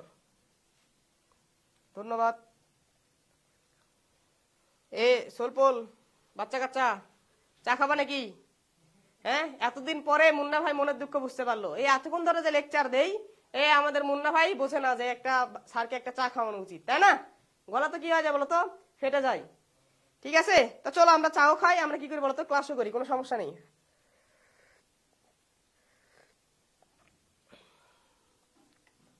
খেয়াল করো, তাহলে এখন কি করবো বলতো, দেখো তাহলে ইজিক্যাল কথা দেখলাম জিএম ডিভাইডেড বাই কত বলতো আর স্কোয়ার, যেখানে এমটা কি ভাই, এই সূত্র যখন ইউজ করবো অবশ্যই এই জায়গায় কি নিবা, কোন ভরটা ক্ষেত্র সৃষ্টি করতেছে সেই ভরটা নিবা। আর এখান থেকে যে আমরা ইজ ইকুয়াল আগে দেখছিলাম F divided by small M, এইখানে এমটা কি ছিল বলতো ভাই, টেস্ট ভর ছিল, টেস্ট ভর। এগুলো যেন সুন্দর করে মনে থাকে। হ্যাঁ, এই জিনিসগুলো কি বলতো ইম্পর্টেন্ট। তোমাকে আমি আগেই বলতেছি, তুমি যদি মহাকর্ষ অভিকর্ষের এই লেকচার গুলো করে থাকো, স্থির তড়িতে গিয়ে তোমার জিনিস অনেক সহজ হয়ে যাবে। তড়িৎ ক্ষেত্র বের করা, তড়িৎ প্রাবল্য বের করা, তড়িৎ বিভব বের করা, সবকিছু কি যাবে বলতো তোমার কাছে সহজ হয়ে যাবে। তাহলে বিন্দু ভরের জন্য যে ক্ষেত্র প্রাবল্য, এটা আমরা কি করলাম বলতো, হিসাব করলাম। আশা করি তোমাদের কারো কোনো সমস্যা হবে না। তাহলে এখন আমরা একটা গুরুত্বপূর্ণ অধ্যায়ের সব থেকে গুরুত্বপূর্ণ একটা টপিক নিয়ে কি করবো বলতো, আলোচনা করবো। সেটা কি বলতো, মহাকর্ষ বিভব।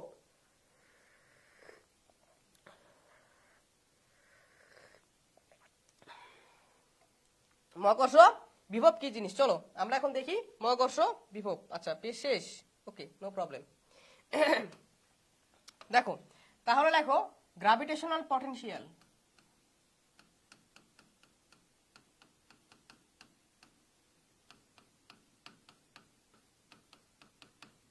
ঠিক আছে, বাকি বলো মহাকর্ষীয় বিভব,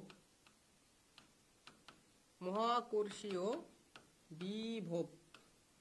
ঠিক আছে, নদীর ঢেউ দিয়ে দিলাম, ঢেউ উঠেছে, ওকে। এখন খেয়াল করো, দেখো মহাকর্ষ বিভব কি জিনিস।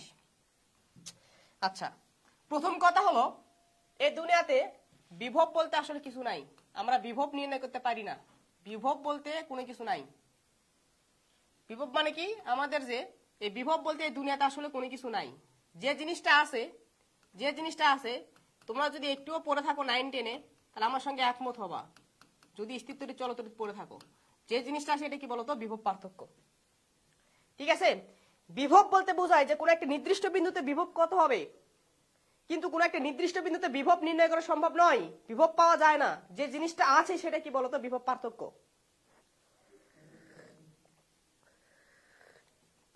কি আছে বলো, বিভব পার্থক্য। অর্থাৎ দুইটা বিন্দুর মধ্যবর্তী আমরা কি করতে পারি তো, বিভব বের করতে পারি। সেই দুইটা বিন্দুর ভিতর পার্থক্য কত, পার্থক্যটা আমরা খুবই সুন্দরভাবে হিসাব করতে পারি। ঠিক আছে, এখন কথা হলো, তাহলে আমরা তো বললাম যে ভাই বিভব পার্থক্য সম্ভব না, তাহলে আমরা যদি একটা বিন্দুর জন্য কি করতে চাই বলতো, বিভব বার করতে চাই, তাহলে কি হবে, আমাদের কাজটা কি, পটেনশিয়াল এট এ পয়েন্ট, মানে কোন একটা নির্দিষ্ট বিন্দুতে যদি আমরা কি করতে চাই বলতো, বিভব বের করতে চাই, তাহলে একটা পয়েন্টে বের করব। আমরা তো বিভব পার্থক্য বের করতে চাই, তার আর একটা পয়েন্টের বিভবকে আমরা কি করে দিব বলতো, শূন্য করে দিব। তাই দুইটা বিন্দুর মধ্যে বিভব পার্থক্য, একটার বিভব যদি কি হয়ে যায় বলতো, শূন্য হয়ে যায়, তাহলে আমরা কি পাবো, আর একটা বিন্দুর বিভব পাবো, রাইট? তাহলে আমরা কি করবো বলতো, একটা বিন্দুর বিভবকে কি দেবো বলতো, শূন্য ধরে নেব। তার মানে আমরা যে একটা পয়েন্ট নিব, রেফারেন্স একটা কি নেব বলতো, পয়েন্ট নিব। এই পয়েন্টটা কোথায় হবে, এই পয়েন্টটা হবে ইনফিনিটিতে, অসীমে। এই পয়েন্টটা হবে কোথায়, অসীমে। তাহলে অসীমে আমরা যে পয়েন্টটা নিব, এই পয়েন্টটার আমরা যে বিভবটা নিব, এই বিভবটা কত নিব, শূন্য নিব। তার মানে অসীমে যদি কোনো একটা বিন্দু নেই, ওই বিন্দুতে বিভব কত হবে বলতো, শূন্য হবে। ওই শূন্য বিভব একটা ধরবো, ও অসীম বিন্দু থেকে তড়িৎ ক্ষেত্রের ভিতরে কোনো একটা বিন্দুতে আমি কি করবো বলতো, নিয়ে আসবো। তাহলে অসীমে বিভবটা পেলাম শূন্য, তড়িৎ ক্ষেত্রের বিন্দুতে কোনো একটা নির্দিষ্ট বিভব পাবো, তাহলে তড়িৎ ক্ষেত্রের ভিতরে কোনো একটা বিন্দুতে আমরা বিভব বের করতে পারবো। এখন তাহলে তুমি খেয়াল করো বিভব পার্থক্যটা কি জিনিস হয়। ধরো তুমি এখানে কি রাখছো বলতো, এ বিন্দু রাখছো, তুমি এখানে এ বিন্দু রাখছো, এ বিন্দু থেকে এখানে একটা কি করছো বলতো, বি বিন্দু আছে। তাহলে এখানে এম ভরের একটা বস্তু নিছো, এই বস্তুটাকে এ বিন্দু থেকে বি বিন্দুতে নিয়ে আসছো। তাহলে একটা বস্তুকে যদি এ বিন্দু থেকে বি বিন্দুতে সরাইতে চাও, তার যদি সরণ করতে চাও, তোমার একটা কাজ করতে হবে না? তাহলে ধরো তুমি ডাব্লু পরিমাণ কি করছো বলতো, কাজ করছো। এই কাজটা কি করছো, তুমি কোথায় থেকে নিয়ে আসতে, এর থেকে বি এতে নিয়ে আসতে তুমি কি করছো বলতো, কাজ করছো। কাজ করার জন্য এই বিন্দুতে একটা বস্তু বিভব ছিল, বি বিন্দুতে একটা বস্তু কি পাইছো বলতো, বিভব পাইছো। তাহলে এ বিন্দুতে যে বিভব এটা তুমি ধরো ভি এ, আর বি বিন্দুতে যে বিভব এটাকে ধরো কি বলতো, ভিবি। তাহলে এখানে যদি তোমাকে বলি যে ভাই বিভব পার্থক্য আসলে কতটুকু, বিভব পার্থক্য কতটুকু, তাহলে বিভব পার্থক্য ভি এ মাইনাস ভিবি হবে ডাব্লু ডিভাইডেড বাই এম। যে এম ভরের বস্তুটাকে বি বিন্দু, এ বিন্দু থেকে বি বিন্দুতে নিয়ে আসো, তাই না?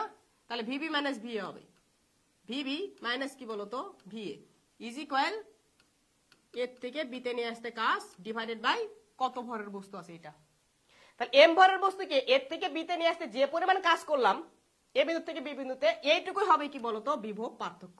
এটুকু আসলে কি বলতো বিভব পার্থক্য। এখন আমি তোমাকে বলছি তুমি বিভব পার্থক্য বের করতে পারো, হ্যাঁ ফাইন, কোনো সমস্যা নেই।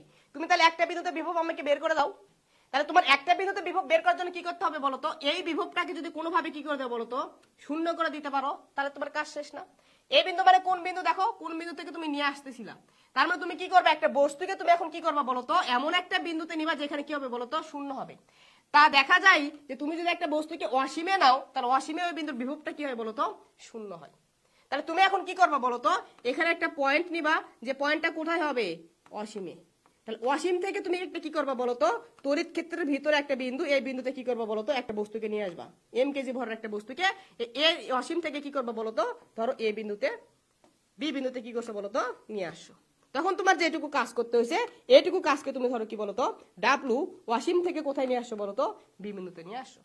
এখানে যদি তুমি কি করো বিভব পার্থক্য বের করতে চাও তাহলে কোথায় নিয়ে আসো বি বিন্দুতে, বি বিন্দুতে বিভব ভিবি, আর এই অসীমে বিভব কত বলতো শূন্য। তাহলে তুমি কি লিখবা বলতো বি বিন্দুতে নিয়ে আসি কোথায় থেকে অসীম থেকে ইজ ইকুয়াল কত হবে ডাব্লু অসীম থেকে কোথায় নিয়ে আসি বি বিন্দুতে ডিভাইডেড বাই এম কেজি ভর বস্তুকে নিয়ে আসি, তাহলে আমি কি পাবো বলতো বিভব পার্থক্য পাবো। এখন বলতো এটার মান আসলে কত শূন্য, তাহলে এটার মান যদি শূন্য হয় তাহলে এখান থেকে তুমি কি পাবা ভিবি ইজ ইকুয়াল কত বলতো ডাব্লু অসীম ডিভাইডেড বাই বি, ডাব্লু অসীম ডিভাইডেড বাই কত বলতো বি ডিভাইডেড বাই এম। তাহলে এখান থেকে দেখো তুমি যদি এখন কি করতে চাও বলতো এটাকে সংজ্ঞায়িত করতে চাও, এখান থেকে তুমি যদি এটাকে সংজ্ঞায়িত করতে চাও তাহলে কিভাবে সংজ্ঞায়িত করবে, দেখো যে অসীম থেকে একটা এম ভরের বস্তুকে হ্যাঁ তড়িৎ ক্ষেত্রের কোনো বিন্দু, এই বিটা কি ছিল তড়িৎ ক্ষেত্রের ভিতরে কোনো একটা বিন্দুতে নিয়ে আসতে আমাকে যে পরিমাণ কাজ করতে হবে ওই কাজটাকে আমি কি বলবো বলতো বিভব পার্থক্য। আবার বলতেছি এম ভরের কোনো একটা বস্তুকে অসীম থেকে বি বিন্দুতে নিয়ে আসতে যে পরিমাণ কাজ করতে হবে তাকে কি বলা হবে বলতো ওই তড়িৎ ক্ষেত্রের ওই বিন্দুর বিভব। এখানে একটা কি আছে বলতো শর্ত আছে, এখানে একটা কি আছে বলতো গুরুত্বপূর্ণ একটা শর্ত আছে, যে জিনিসটা কি করবো বলতো মাথার ভিতর ঢুকে নিবা। বিভবের আমাদের বইগুলোতে যে সংজ্ঞাগুলো কি করা আছে বলতো দেওয়া আছে, এই সংজ্ঞাগুলোতে একটু কি আছে বলতো ত্রুটি আছে। আমাদের বইগুলোতে বিভবের যে সংজ্ঞাগুলো দিয়েছে এই সংজ্ঞাগুলোতে একটু কি আছে বলতো ত্রুটি আছে। বইয়ে যেভাবে কি করছে বলতো সংজ্ঞায়িত করছে এখানে একটু কি আছে বলতো ঝামেলা আছে।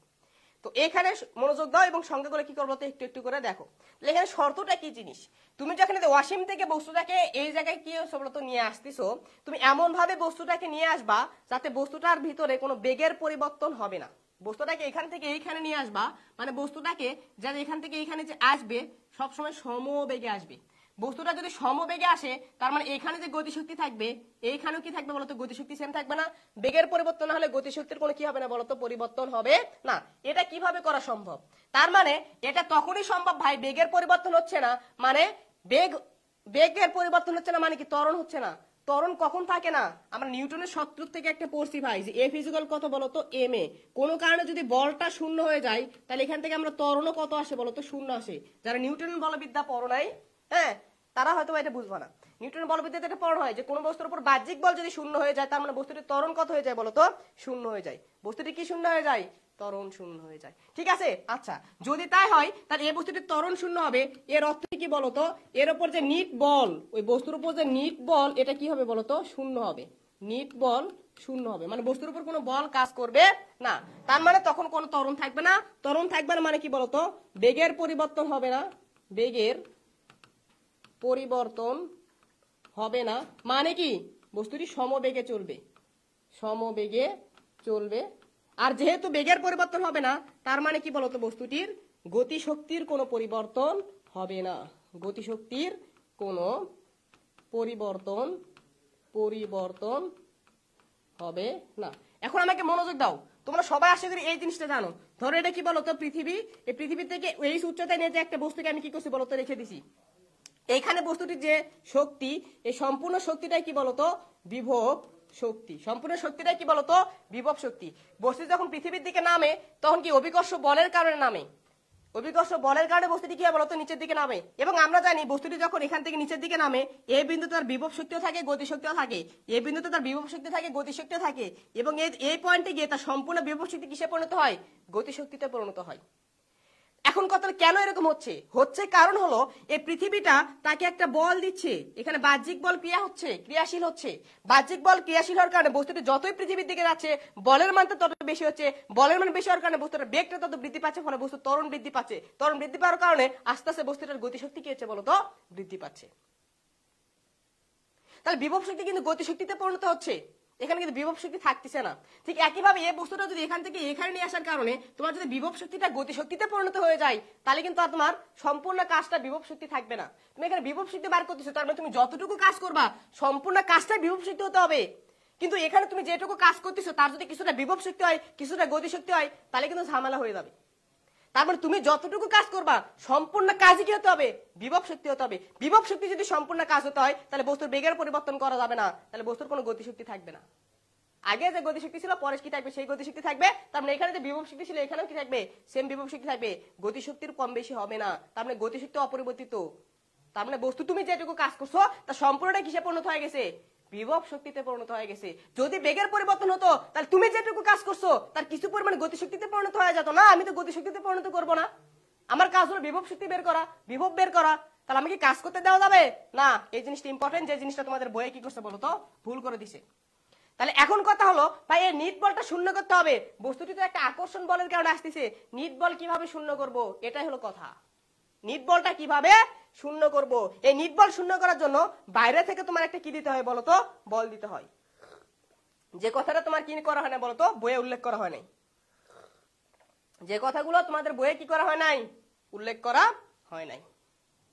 ঠিক আছে, মনে থাকবে। তাহলে এখন চলো আমরা এখন কি করবো বলতো, বিভবের সংজ্ঞা দেব। এই যে বেসিক কথাবার্তা বললাম এই কথাবার্তার পরে আসবে তোমার কি বলতো, বিভবের সংজ্ঞা। তাহলে বিভবের সংজ্ঞা হওয়ার জন্য কি করতে হবে, অসীম থেকে একটা বস্তুকে তড়িৎ ক্ষেত্রের কোনো বিন্দুতে নিয়ে আসতে হবে। ঠিক আছে, নিয়ে আসবো। শর্ত কি, বস্তুর কোনো গতিশক্তির পরিবর্তন হওয়া যাবে না, বস্তুর কোনো গতিশক্তির পরিবর্তন হওয়া যাবে না, এটা হলো শর্ত। তাহলে এই তিনটা জিনিস যদি এখন তুমি কি করো বলতো, তোমার মাথার ভিতর যদি কি হয় বলতো থাকে, তাহলে চলো আমরা এখন বিভবের কি দেই বলতো, সংজ্ঞা দিই। তাহলে লেখো মহাকর্ষ বিভব। মহাকর্ষ বিভব, তাহলে বিভব মানে একটা বিন্দুতে, একটা বিন্দুর জন্য আরেকটা বিন্দুকে কোথায় থেকে নিয়ে আসতে হবে, অসীম থেকে নিয়ে আসতে হবে। তাহলে একবার বইয়ে প্রথমে সংজ্ঞার এই কথাটাই লেখা আছে যে অসীম থেকে, অসীম দূরত্ব থেকে, অসীম দূরত্ব থেকে একক ভরের কোন বস্তুকে, ভরটা একক ভরের নেওয়া হয়, একক ভরের কোন বস্তুকে তড়িৎ ক্ষেত্রের কোন বিন্দুতে আনতে, তড়িৎ ক্ষেত্রের কোন বিন্দুতে, হ্যাঁ, গতিশক্তির পরিবর্তন না করে, এই শর্তটা এখানে এভাবে লিখে দিবা, গতিশক্তির পরিবর্তন না করে, হ্যাঁ, কোন বিন্দুতে, তড়িৎ ক্ষেত্রের কোন বিন্দুতে গতিশক্তির পরিবর্তন না করে আনতে কোন বল দ্বারা কাজ করতে হয়, এই জিনিসটা ইম্পর্টেন্ট। বাহ্যিক বল দ্বারা যে পরিমাণ কাজ করতে হয়, বাহ্যিক বল দ্বারা যে পরিমাণ কাজ করতে হয় তাকে মহাকর্ষ বিভব বলে।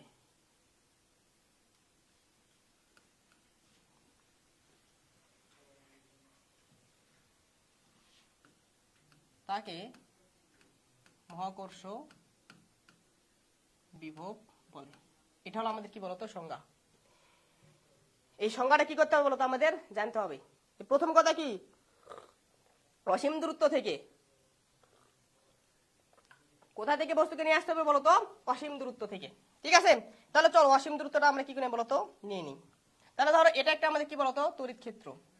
এই তড়িৎ ক্ষেত্র কার, সরি, মহাকর্ষ ক্ষেত্র। এখানে এম ভরের একটা বস্তু কি করে রাখছে বলতো, মহাকর্ষ ক্ষেত্র তৈরি করে রাখছে তার চারপাশে। যে এটা কিন্তু বস্তু, এই তো এটা যেটা আমি গোল দাগ দিচ্ছি এটা হলো বস্তু। এই বস্তু চারপাশে কি করছে বলতো, একটা তড়িৎ ক্ষেত্র তৈরি করে রাখছে।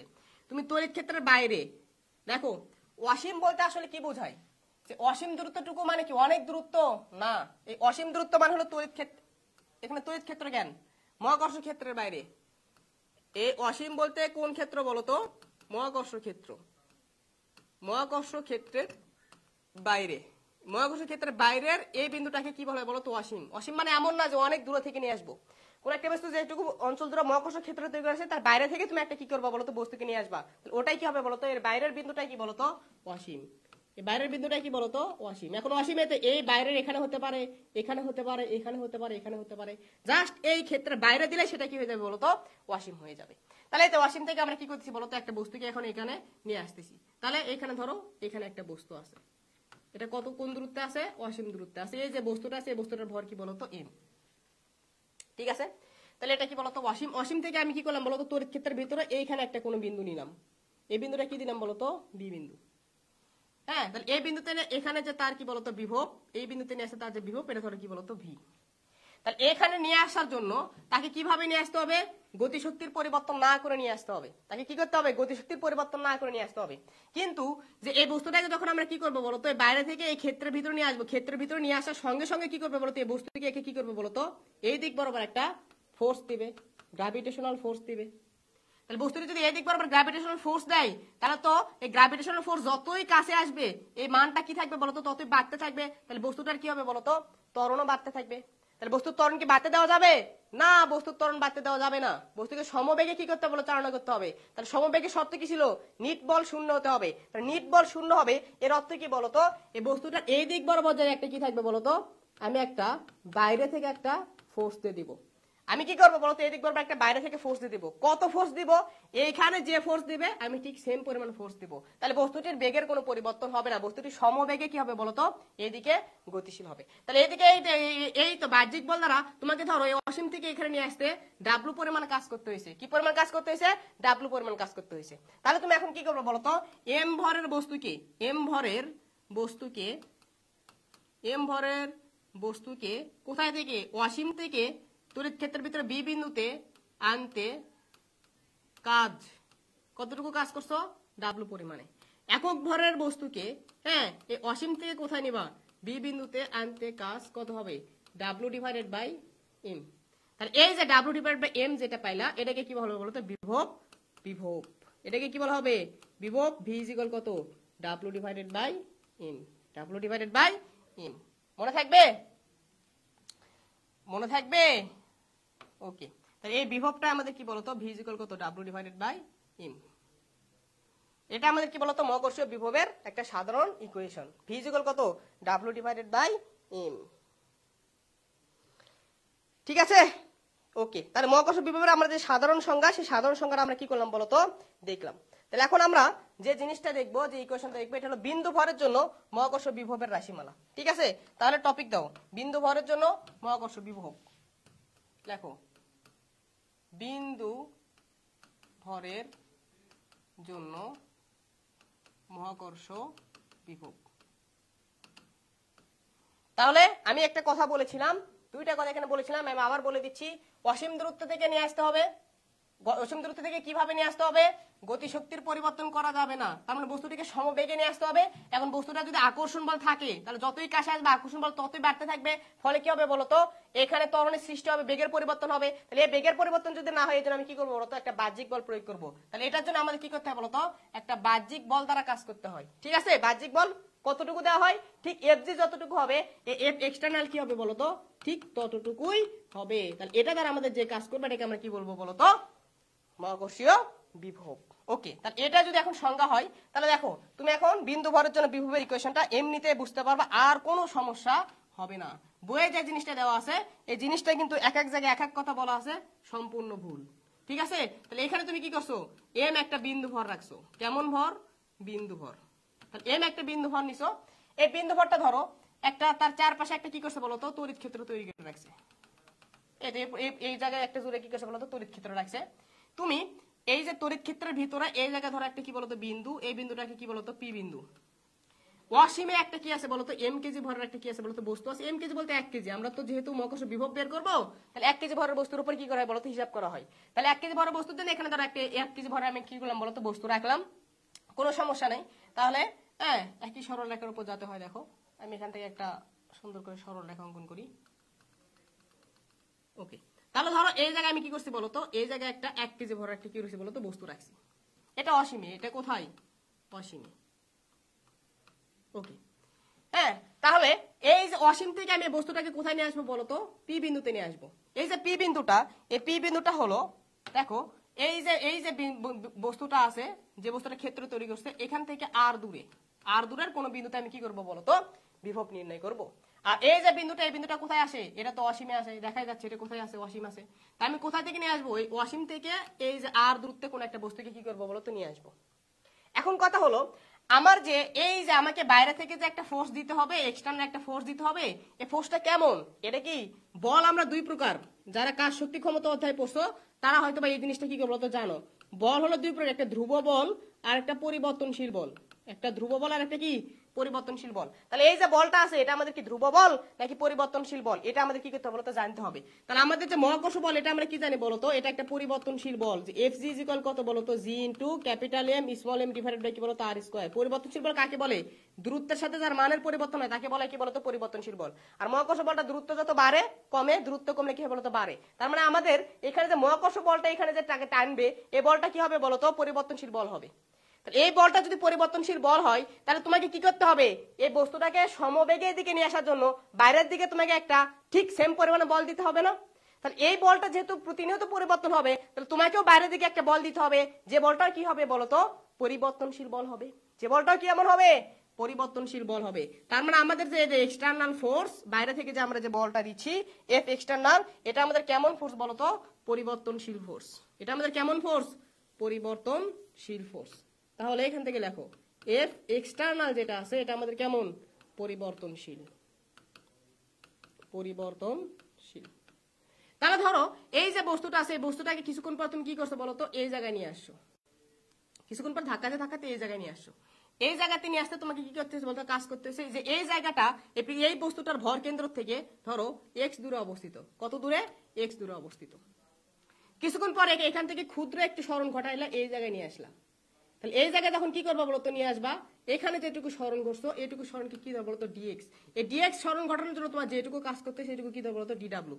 তাহলে সরণ যদি ক্ষুদ্র হয়, তাহলে ক্ষুদ্র সরণের জন্য এই বলটা কি হয় বলতো, অপরিবর্তনশীল হয়, ধ্রুব বল হয়। তাহলে ক্ষুদ্র সরণের জন্য যদি আমরা কাজ বার করতে চাই, আর এই বিন্দুতে রাখার জন্য তোমাকে যেটুকু ফোর্স দিতে হয়েছে, এটাকে ধরো এক্সটার্নাল পরিমাণ ফোর্স দিতে হয়েছে, তাহলে এফ এক্সটার্নাল মান কত হবে আসলে, এফ এক্সটার্নাল এটার মান কত হবে, এটা তো মহাকর্ষ বলের সমান বল দিতে হবে। তাহলে এখানে এম ভরের বস্তু আছে, এখানে কি বলতো, এটা ধরো ছোট ভরের এম বা 1 কেজি ভরের বস্তু আছে, তাই না, কত দূরে আছে, এখান থেকে এক্স দূরে আছে। তাহলে জি কত হবে, এফ এক্সটার্নাল কত হবে, জি ইন্টু ক্যাপিটাল এম ইন্টু এই বস্তুর ভর, এই বস্তুর ভর ইন্টু এই বস্তুর ভর, এই বস্তুর ভর তো 1 কেজি, তাহলে লিখলাম না ওটা, তার মধ্যবর্তী দূরত্ব কত, এক্স স্কয়ার। তাহলে এফ এক্সটার্নাল কত হবে, G capital M divided by X square. আচ্ছা আমি এখানে ভরটা দিয়ে দিই, কারণ সাধারণ একটা সূত্র দিব তো, এম ভরের ধরো, তা G into capital M small M divided by কত আসে বলো তো, এক্স স্কয়ার। এটা আমাদের কি আসলো, এক্সটার্নাল ফোর্স। তাহলে এই ফোর্স দ্বারা তো তোমার কি করতে হয়েছে, ডিএক্স পরিমাণ সরণ ঘটাতে কাজ করতে হয়েছে।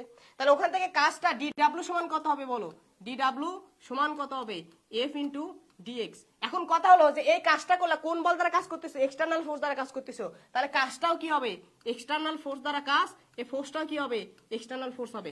এখন আমাকে বলো তো, এক্সটার্নাল ফোর্স তুমি আসলে কোন দিকে দিচ্ছ, এক্সটার্নাল ফোর্স কোন দিকে দিচ্ছ, এই দিক বরাবর দিচ্ছে হলো এক্সটার্নাল ফোর্স, এফ এক্সটার্নাল, আর এই দিক বরাবর আমাদের কাজ করতেছে কি বলতো, মহাকর্ষ বল। তাহলে এক্সটার্নাল ফোর্স কাজ করতেছে এইদিকে, বস্তুটা সরণ হচ্ছে এইদিকে, তাহলে সর বল এবং সরণের মধ্যবর্তী কোণ কত ডিগ্রি, 0 ডিগ্রি। আর আমরা কাজের ইকুয়েশন জানি যে ডাব্লিউ ইকুয়াল কত, এফ এস কস থিটা, যেখানে থিটাটা কি ছিল, এই বল এবং সরণের মধ্যবর্তী কোণ। তাহলে এখান থেকে কাজ ডিডব্লিউ সমান কত, এফ ইন্টু ডিএক্স কস এই এফ এক্সটার্নাল আর ডিএক্স এর মধ্যবর্তী কোণ। তাহলে এফ এক্সটার্নাল ওই দিকে, ডিএক্স এই দিকে, মধ্যবর্তী কোণ কত ডিগ্রি ভাই, 180 ডিগ্রি। মানে ডিডব্লিউ কত আসবে, মাইনাস এফ এক্স ইন্টু কত বলতো, ডিএক্স। তাহলে এখান থেকে যদি আমরা ডিডব্লিউটার মানটা হিসাব করতে চাই, যে ডিডব্লিউ এক্সটার্নাল মানে কি, বাহ্যিক বল দ্বারা কৃত কাজ, এটা সমান কত আসবে বলতো, minus F X into D X. F X এর মান কত, G capital M small M divided by X square. তাহলে বসাও কত আসবে, G capital M small M divided by X square into কত আসে বলতো, ডিএক্স। এটা আমাদের কি বলতো, ডিডব্লিউ এর মান। এখন কথা হলো, আমরা তো এইটুকু সরণের জন্য কাজ বার করছি, আমরা কি এইটুকু সরণ করব না, আমাদের টার্গেট কি, আমরা এই অসীম থেকে কোথায় নিয়ে আসবো, অসীম থেকে পি বিন্দুতে নিয়ে আসবো। পি বিন্দু মানে কত দূরত্ব, অসীম থেকে আমরা আর দূরত্বে কোন একটা বস্তুকে নিয়ে আসবো, অসীম অসীম কার সাপেক্ষে? এখান থেকে তো দূরত্ব ছিল অসীমে, তাহলে এখান থেকে অসীম দূরত্ব থেকে আমরা কোথায় নিয়ে আসতেছি? আর দূরত্বে নিয়ে আসতেছি। তাহলে আমাদের টার্গেট কি বলতো? এই অসীম থেকে কোথায় নিয়ে আসবো বলতো? অসীম থেকে আর দূরত্বে নিয়ে আসবো। নিয়ে আসার জন্য আমাদের মোট কাজ কত হবে এটা বের করতে হবে। তাহলে মোট কাজ বের করার জন্য আমরা কি করবো? উভয় পাশে ইন্টিগ্রেশন করবো। তাহলে ধরো এটা আমাদের মোট কাজ পেলাম, বড় হাতের ডাব্লিউ দ্বারা প্রকাশ করলাম। তাহলে সামেশন অফ কত হবে? Minus G capital M small M divide by X square into D X. কোথা থেকে কোথায় নিব? হ্যাঁ, অসীম থেকে আর দূরত্বে নিব। এখন যদি কি করো বলতো? ক্যালকুলেশন করো ডাব্লু অফ এক্সটার্নাল। হ্যাঁ, ভর তো পরিবর্তন হবে না, এগুলো সবগুলো কোথায় চলে আসবে? বাইরে চলে আসবে। G into capital M small M summation of infinity থেকে আর পর্যন্ত, মাইনাস তো বাইরে নিয়ে নিছি, তাহলে কত থাকবে? 1/x square into dx. তাহলে এখান থেকে কত আসবে দেখো?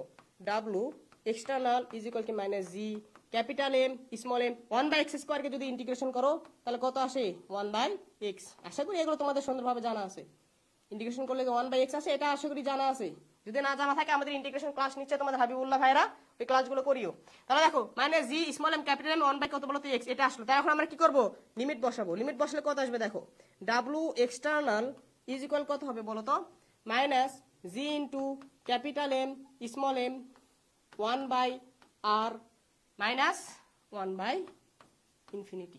তাহলে এখান থেকে যদি কি করো বলো তো? এখন সুন্দর করে মানটা হিসাব করো, তাহলে কত আসবে বলো?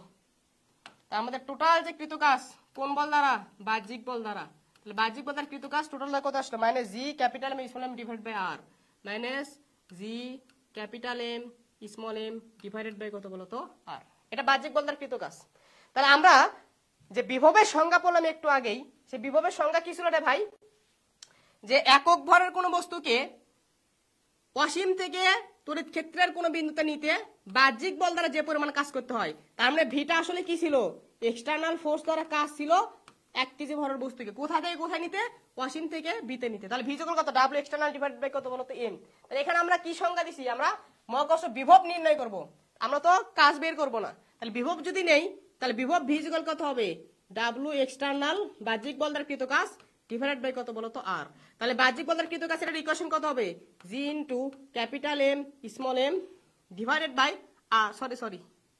সরি বাবারা, এখানে আর না, এখানে এম হবে। দেখো ভি ইকুয়াল কত? W divide by M.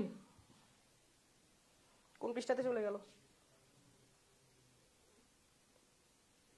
এই তো এটা কি ছিল?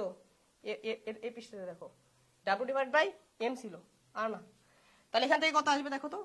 Minus G into capital M small M divided by R M. তাহলে আর নিচে চলে যাবে, আর এম গুণ হয়ে যাবে। এটা কি করবো তো? কেটে দাও। তাহলে ভি ইকুয়াল কত পাইলাম? Minus G into capital M divided by R. এটাই কি বলতো? বিভবের রাশিমালা। এখান থেকে একটা জিনিস খেয়াল করছো? এখান থেকে একটা জিনিস কি খেয়াল করছো? সেই জিনিসটা কি বলতো? বিভবের যে মানটা পাচ্ছ, এটা কি পাচ্ছ বলতো? ঋণাত্মক পাচ্ছ। V equal minus G M divided by R. G কি কখনো ঋণাত্মক হবে না? এম কি কখনো ঋণাত্মক হবে না? আর কি কখনো ঋণাত্মক হবে না? কিন্তু ভিটা কি? ঋণাত্মক। তাহলে বাকি সবকিছু ধনাত্মক, এখানে যদি ঋণাত্মক হয় তাহলে ভি এর মান কি আসবে? ঋণাত্মক। তাহলে এই জিনিসটা কি করো বলতো? স্টার দিয়ে লেখো যে মহাকর্ষ বিভবের মানটা কি বলতো? সর্বদা ঋণাত্মক। মহাকর্ষ ক্ষেত্রের বিভব সর্বদা কি বলতো? ঋণাত্মক। লেখো, পিঙ্ক কালার দিয়ে লিখি। হ্যাঁ, পিঙ্ক কালার অনেক সুন্দর কালার। তাহলে লেখো মহাকর্ষ ক্ষেত্রের বিভব। এই তো, এটা কিন্তু মহাকর্ষ ক্ষেত্রের বিভব ছিল। বিবিন্দুতে বিভব বার করছো না? হ্যাঁ, মহাকর্ষ ক্ষেত্রের ভিতরে তো বিভব বার করছো রে ভাই। তাহলে মহাকর্ষ ক্ষেত্রের বিভব সর্বদা কি? ঋণাত্মক। মহাকর্ষ ক্ষেত্রের বিভব সর্বদা ঋণাত্মক। কেন ঋণাত্মক যদি তোমাকে প্রশ্ন করা হয় যে ভাই ঋণাত্মক কেন আসলো, আপনি তো এক্সপ্রেশন ম্যাথমেটিক্যাল করে দেখালেন, সহজ জিনিস। দেখো, যে জিনিসটা বইয়ে বলে দেয় নাই, বই কিন্তু এই কথাটা বলে দেওয়া নাই। ওরা বারবার বলছে মহাকর্ষ বল দ্বারা কৃত কাজ। মহাকর্ষ বল দ্বারা কৃত কাজ যদি নাও তাহলে তো আমরা কি জানি, এবং তোমরা যদি আক্তারুল ইসলাম স্যারের বইটা দেখো, তোমরা আক্তারুল ইসলাম স্যারের বই পড়ো কিনা জানি না, আমরা তো 4-5টা লেখকের বই পড়ি। আক্তারুল ইসলাম স্যারের বই ওখানে একটা কথা লেখা আছে যে বস্তু যদি মহাকর্ষ ক্ষেত্রের দিকে স্মরণ ঘটে, মহাকর্ষ বলের দিকে যদি স্মরণ ঘটে, তাহলে বিভব হয় ঋণাত্মক। কি রে ভাই, আমরা জানি যে দিকে বল সেই দিকে যদি স্মরণ হয় তাহলে কাজ হয় ধনাত্মক। আর কাজ যদি ধনাত্মক হয়, ভি ইকুয়াল কত? কাজ ডিভাইডেড বাই কি তো বলতো? ভর। তাহলে কাজ যদি ধনাত্মক হয় তাহলে ভি কিভাবে ঋণাত্মক আসে? বলছে মহাকর্ষ বল দ্বারা কৃত কাজকে বলা হয় বিভব। বইয়ের সংজ্ঞা লেখা আছে মহাকর্ষ বল দ্বারা কৃত কাজের পরিমাণকে কি বলা হয়? বিভব বলা হয়। আচ্ছা মহাকর্ষ বল দ্বারা যদি কৃত কাজ হয় তাহলে মহাকর্ষ বলের দিকে যদি সরণ হয় কাজ কি ধনাত্মক হবে না ঋণাত্মক হবে? কাজ অবশ্যই ধনাত্মক হবে। তাহলে আপনি আবার ইকুয়েশনে ঋণাত্মক কেন নিয়ে আসেন? কিভাবে ঋণাত্মক ইকুয়েশনে নিয়ে আসেন? বই এই জিনিসটা কি করেছে বলতো? সম্পূর্ণ আলতু ফালতু জিনিসটা বলে দিছে। মহাকর্ষ বল দ্বারা কৃত কাজকে বিভব বলা হয় না, এক্সটার্নাল ফোর্স দ্বারা কৃত কাজকে কি বলা হয় বলতো? বিভব বলা হয়। দেখো তো এক্সটার্নাল ফোর্স কোন দিকে? বাইরের দিকে। বস্তুটি সরণ কোন দিকে? ভিতরের দিকে। বল যে দিকে হয়, সরণ যদি তার বিপরীত দিকে হয়, ওই কাজটা কি হয়? ঋণাত্মক। আর কাজ যদি ঋণাত্মক হয় তাহলে অবশ্যই বিভবটাও কি হবে? ঋণাত্মক হবে। ভর তো ঋণাত্মক হওয়ার কোনো কি নেই বলতো? পসিবিলিটি নেই। তাহলে বইয়ে এই জিনিসটা কি করা আছে বলতো? মারাত্মক একটা ভুল করা আছে। তো বইয়ের জিনিসগুলো পড়ে মাথা খারাপ করবা না। যে জিনিসগুলো পড়লাম সুন্দর করে গুছিয়ে গুছিয়ে যে কথাগুলো বলছি আমি, প্রত্যেকটা কথা কি বলতো ইম্পর্টেন্ট, প্রত্যেকটা কথা কি বলতো নোট করে নিবা। আমি ক্লাসে এসে কোনো আজাইরের কথা বলা পছন্দ করি না। ক্লাসে আসে এই শালা তুই কি করতেছিস কি না করতেছিস সব বলার আমার কোনো কি নাই বলতো অভ্যাস নাই। আমি ক্লাসে এসে যে কয়টা কথা বলবো প্রত্যেকটা কথা কি বলতো ইম্পর্টেন্ট। কারণ আমি এখানে আসতেছি 1 ঘন্টা সময় আসতেছি, 1 ঘন্টা তোমাদের দাম আছে, 1-1.5 ঘন্টা সময় আসতেছি, তোমাদের এই সময়ের দাম আছে, আমার এই সময়ের দাম আছে। এখানে আসে যদি আমি তোমাকে শালা বারার শালা বলে যদি ক্লাস শেষ দিয়ে দেই তাহলে কি লাভ আছে? কোনো কিছু হবে না। তাহলে ক্লাসে যতক্ষণ থাকবো ততক্ষণ জাস্ট পড়ালেখা নিয়েই কথা হবে, এবং ক্লাসে যতগুলো কথা বলবো প্রত্যেকটা কথা ছেলেপেলে মনোযোগ দিয়ে শুনতে হবে। এখানে সময় আমাদের জীবনে সবথেকে গুরুত্বপূর্ণ। এখানে সময় নষ্ট করতে আসি না, আমরা তোমাদেরকে কোনো কিছু শিখাইতে আসি। সো প্রত্যেকটা কথা সুন্দর করে কি করবো বলো তো? নোট করে নিবা। আশা করি বুঝতে পারছো। তাহলে মহাকর্ষ ক্ষেত্রের বিভব সর্বদা কি বলতো? ঋণাত্মক। এখান থেকে আরো একটা কথা কি করা হয় বলতো? বলা হয় দেখো তো কখনো যদি আর এর মানটা ইনফিনিটি হয়ে যায়, আর এর মানটা কি হয়ে যায়? ইনফিনিটি হয়ে যায়, আমরা কি জানি এই সম্পর্কটা থেকে দেখতে পাচ্ছি বিভবের মান কি? দূরত্বের ব্যস্তানুপাতিক। মানে দূরত্ব যত বাড়ে বিভব তত কি হচ্ছে বলতো? বাড়ছে। সরি, দূরত্ব যত বাড়বে বিভব তত কি হবে বলতো? কমবে। দূরত্ব যত কমবে বিভব তত কি হবে বলতো? বাড়বে। এটা হলো বাইরের জন্য, মহাকর্ষ ক্ষেত্রের বাইরের জন্য। ঠিক আছে, এখানে যদি ইনফিনিটি হয় আরটা কখনো যদি ইনফিনিটি হয় ভি এর মান কি আসবে? শূন্য চলে আসবে না? আর ঋণাত্মক মান সব থেকে বড় কোনটা? শূন্য। শূন্য থেকে যতই যাবা শূন্যের মান যতই হবে, শূন্য থেকে যতই বাড়বে, যে -1 -2 -3 সবগুলো কি বলতো? শূন্য থেকে কম। তার মানে বিভবের মান সর্বোচ্চ কত? শূন্য। যেটা কখন তৈরি হবে বলতো? অসীমে। তার মানে কি হবে বলতো? বিভব সর্বোচ্চ, বিভবের কার বিভব? মহাকর্ষ বিভবের। মহাকর্ষ বিভবের সর্বোচ্চ মান অসীমে। সর্বোচ্চ মান কোথায় হয়? অসীমে। যা আসলে কত? শূন্য। মহাকর্ষ বিভবের সর্বোচ্চ মান কত? শূন্য। কোথায় হয়? অসীমে হয়। হ্যাঁ, এই জিনিসটা কি করবো বলতো? এ করবা। আর অসীম আমরা যতই কি করবো বলতো? দূরত্ব কমাবো, অর্থাৎ যতই কি করবো মহাকর্ষ ক্ষেত্রের দিকে আসবো মানটা ততই কি হবে? ঋণাত্মক হবে। অসীম থেকে যতই আমরা কাছে আসবো দূরত্ব কমবে, তার মানে কি বিভবের মান আমরা আস্তে আস্তে পাবো, আর বিভবের মান পালে সেটা কি পাবো? ঋণাত্মক মান পাবো। তার মান আস্তে আস্তে আস্তে কি হবে বলতো? কমবে। হ্যাঁ ঠিক আছে। তাহলে অসীম থেকে যতই মহাকর্ষ ক্ষেত্রের দিকে যাব, মহাকর্ষ ক্ষেত্রের দিকে যাব বা দূরত্ব কমাবো বিভবের মান ততই কমবে। খুবই ইম্পর্টেন্ট। প্রত্যেকটা কথা যেখানে আছে এই কথাগুলো কি বলতো? খুবই ইম্পর্টেন্ট। ওকে ঠিক আছে। এখন আমরা যে জিনিসটা দেখবো, দেখো এখন আমরা আরো একটা কি করে বলতো নতুন জিনিস দেখি। এখন আমরা যে জিনিসটা দেখবো সেটা হলো মহাকর্ষ প্রাবল্য এবং বিভবের ভিতরে একটা কি দেখবো বলতো? সম্পর্ক দেখবো। মহাকর্ষ প্রাবল্য ও বিভবের মধ্যে কি বলতো? সম্পর্ক। তা তোমরা কি করো বলতো? টপিক লেখা শুরু করো যে মহাকর্ষ প্রাবল্য ও বিভবের মধ্যে সম্পর্ক। মহাকর্ষ প্রাবল্য ও বিভবের মধ্যে সম্পর্ক।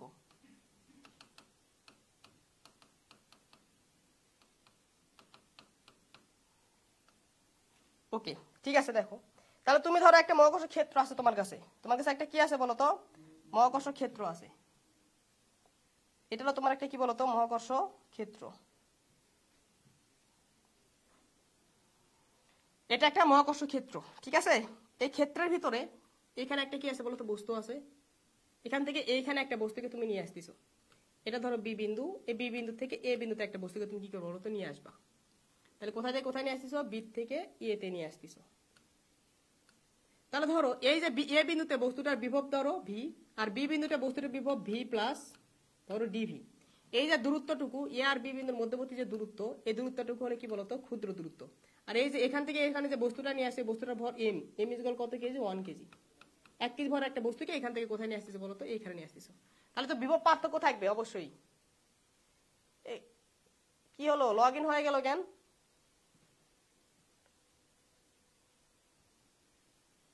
মুন্না ভাই, মুন্না ভাই, ক্লাস চলতেছে? এই যে লগ আউট হয়ে গেল কেন? লগ আউট হলো মানে বুঝলাম না।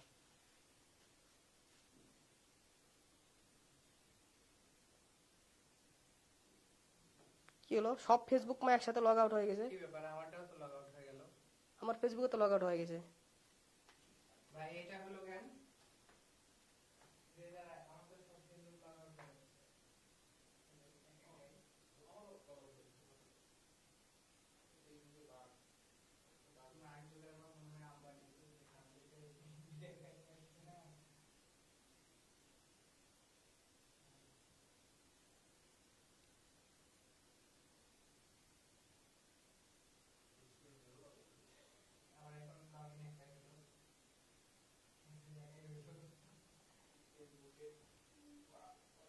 ভাই এটা ইয়ার থেকে হয়েছে।